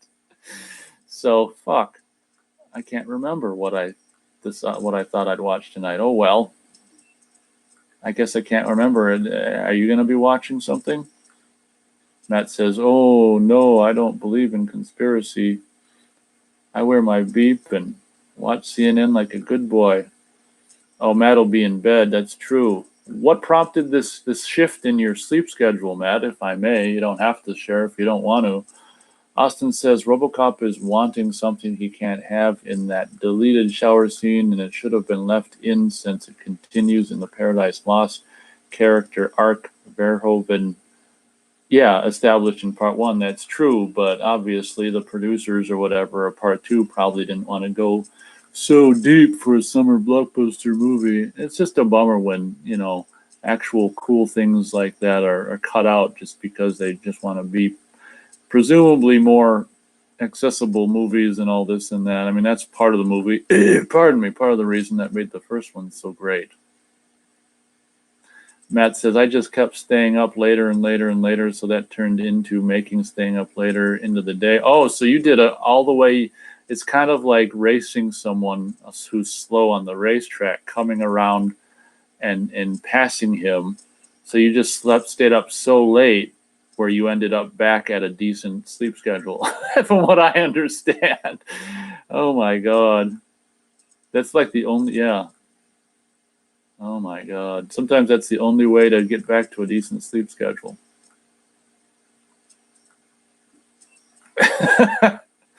Austin says, Orion, in my opinion, kind of ruined the RoboCop sequels by not being more philosophical with them. Well, I agree with that 100%. Yeah, first movie, that's what happens so oftentimes, though, with the franchise, is the first movie will be great, and then, the studio makes money, and then the studio just wants to, do cookie-cutter sequels just to bring in more money, It's too bad. Sequels get diluted of worth or whatever, or most oftentimes can. Matt says, exactly, ha, ha, ha. So So Matt, do you plan on like keeping this sleep schedule, or do you think it's just going to continue to devolve back into thing? You know, is this a cycle that you just keep cycling through, or do you plan on like trying to keep to one schedule or whatever? It's kind of interesting. Austin says RoboCop 3 was just a Happy Meal. Yeah, PG-13 crap test fest for kids. That's true.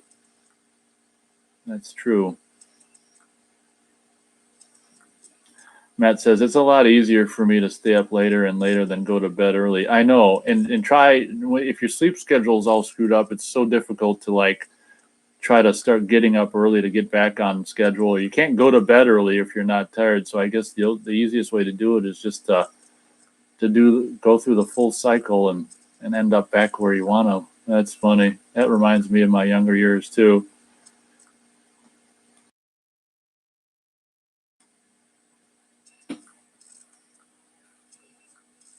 Austin says the Batman sequels got worse as well. Yeah, that's true, especially 3 and 4, like of the 90s. Matt says it's a cycle. Ha ha ha. Oh, it's a cycle. He says, I don't plan shit till I gotta work. Ha ha ha ha. Okay, so you'll just continue the cycle. All right, guys, we probably got like T-minus 15 minutes and counting before the end of the show. We've only got like a couple people. Well, I guess John said something not too long ago. I don't know if he's still here or not. And more or less just 2 people talking in chat. Gary Page hasn't said anything for a while. It looks like 6 people here, though. It's always, that's why I want to be able to see who's here. It's always interesting when there's 6 listeners and only like 2 or 3 talkers, but that's fine. You don't have to talk. Maybe it's the people listening, you know, while they're driving around in their cars. But I think we're going to cut it off at 3 hours into the show today. I think that's a nice, healthy amount of time, which would make it about 14 minutes from now. T-minus 14 minutes and counting. And I think because, what's his name? I haven't seen him in the chat for a long time. I think I'll spare you guys and I won't sing out the outro. Of course, I don't know if Gary Page is still here. I'll just save it for when Fake Shemp Taboo is here at the end of a show. So if you're listening after the fact, Fake Shemp Taboo, I'll save my singing outro for when you're here to enjoy it live. And everyone else will be spared. Matt says, this is the best turnout you've had. I know, I was up to 11 people at one point, or at least that I saw. That was amazing. Last week was kind of slow, and I thought maybe the warm weather would ruin or kill the turnout, but I guess not. So that was really kind of cool. It was really exciting there at the first hour when there was like 11 people. It was fun. Of course, one of the drawbacks is trying to keep up with the chat, of course.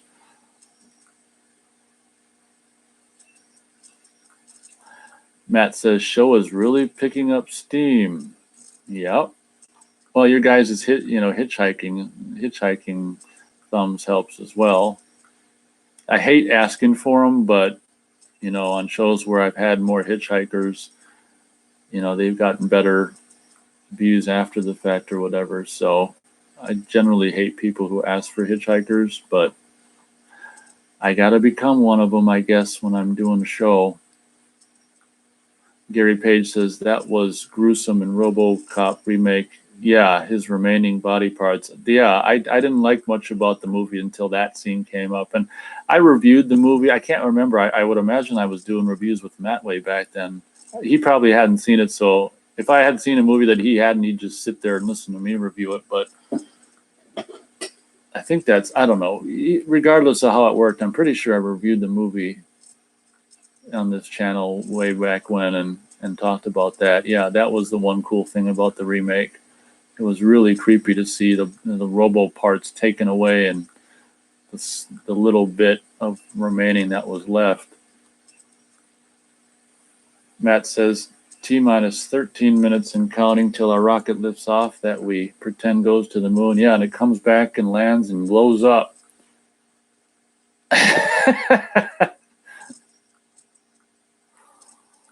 Matt says T-minus 5 minutes till our rocket is out of sight and we cut to over green screen in our basement. Yeah.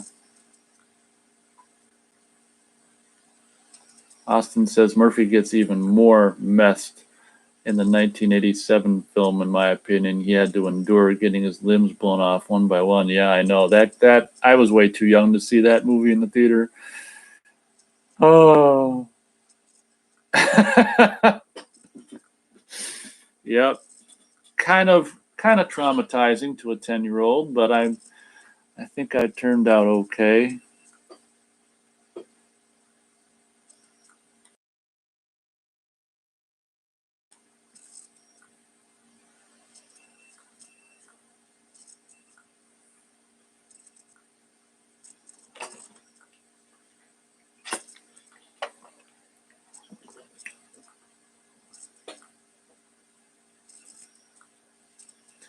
T-minus 10 minutes in counting before the end of the show. I hate when people show up like at the last minute. I feel bad, but hopefully that won't happen.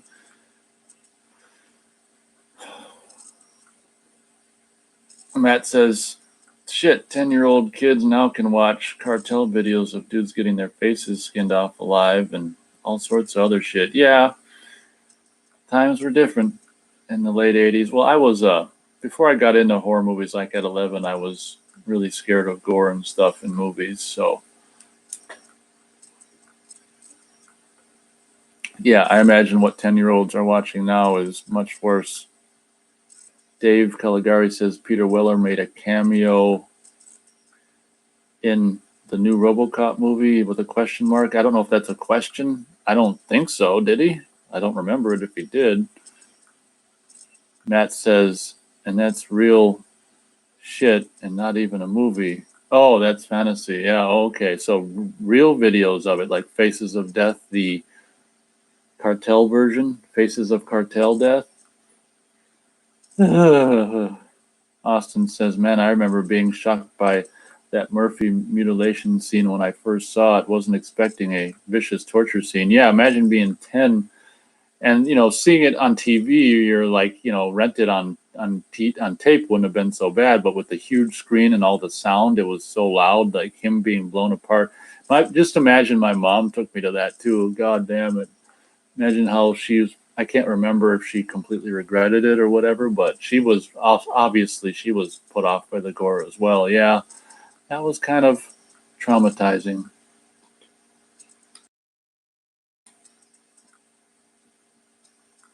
Austin says, if kids are watching cartel videos and their parents aren't doing a very good job at monitoring them on their computer, that's true. Welcome to parenting in the 21st century. Instead of putting kids in front of the TV like my generation, they put them in front of the computer. Matt says, funny you say I looked up the scene of him being blown up, and the top comment of the video is, who saw the scene too much, too early and too young was okay and was traumatized. Yeah, it's true. John Calvert says, do any of you people, I take offense to that, remember RoboCop first time around in the 1980s? I was 16 at the time. It blew my mind. It was a first. Yep. RoboCop was great at the time. Didn't it win some kind of bullshit award for sound editing or something? I think I want to remember that. It won some award for sound editing. Yeah, RoboCop was the shit in the summer '87.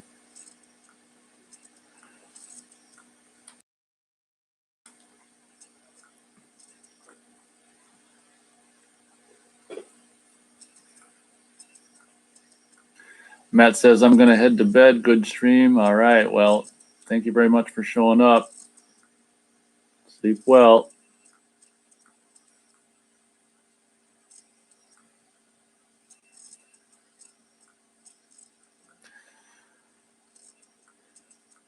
Gary Page says, John, I saw RoboCop in 1987 at the cinema. Yeah, John, did you see it at the theater? I mean, if you were 16, did you see it at the theater? We can only assume you did.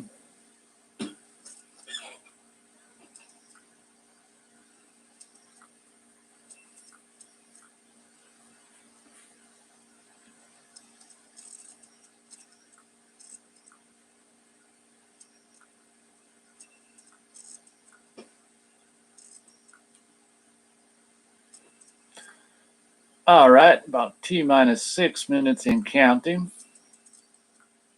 John Calvert says, yeah, he saw it in the theater.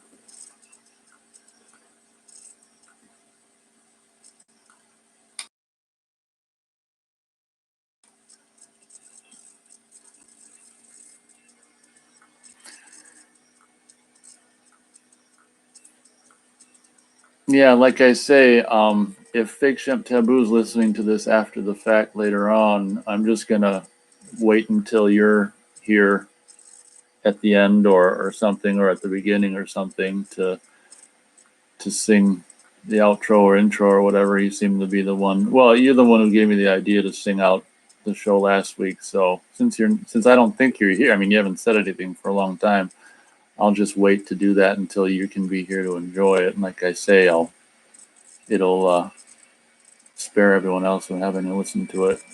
Gary Page says the old Rank Film logo and Orion Pictures, what, are they similar? T-minus 4.5 minutes and counting. Austin Wilcutt says the RoboCop that was in 1987 theaters was the cut version. The uncut would have had. Yeah, that's true. I mean, that was the R-rated version. Just imagine if the uncut version had played and it had people running out of the theater. I'm sure the R-rated version did too.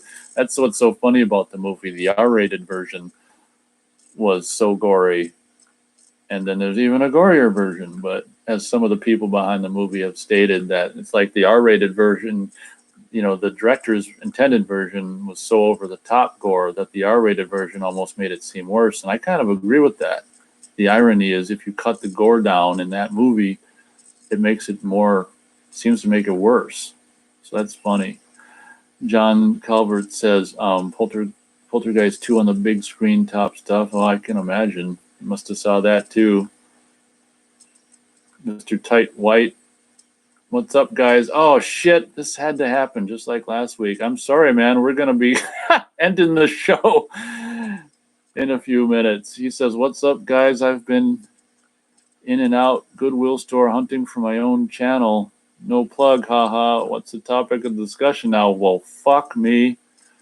I feel bad. We were just about to end the show because we're just almost 3 hours in. See, this is what I mean. I think you guys do it on purpose. Of course, you don't necessarily know. Yeah, it's 2 hours and 57 minutes into the show, and we were going to end at 3 hours. So that's where the show is at right now. Sounds like you're going to start doing videos on physical media and stuff. Have you already started? I'm all about promoting people who do it themselves. A lot of people that show up in chat, from what I understand, don't even make their own videos. I think Summerhill Cinema is like one of the only other people that show up that actually make videos. So if you're going to be doing it, I'm happy to suggest people go out and check out your channel. But I'm 3 hours in and I'm kind of dead, man. I'm afraid I'm not going to be going much longer today. Like I say, the show starts every Thursday at 1 p.m. And I think I'm pretty much only going to go 3 hours moving forward, because I get so spaced after 3 hours. Like I'm zoning right now, so it's 3 hours is as much as I can handle. Austin says, I've seen the BTS outtakes of the Murphy's death on the Arrow Blu-ray. It's even worse on there. Oh, behind the scenes. Okay, yeah, I know. Imagine being on the set. Oof, when they're filming that. All right, guys, let's start the closing it down part of the show.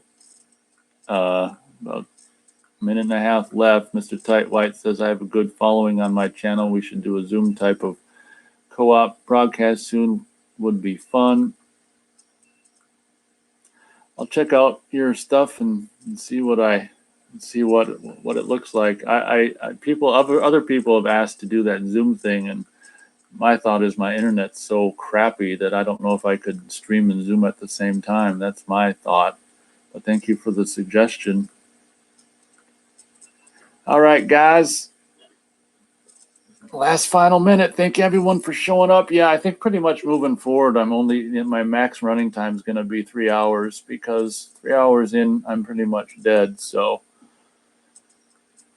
Mr.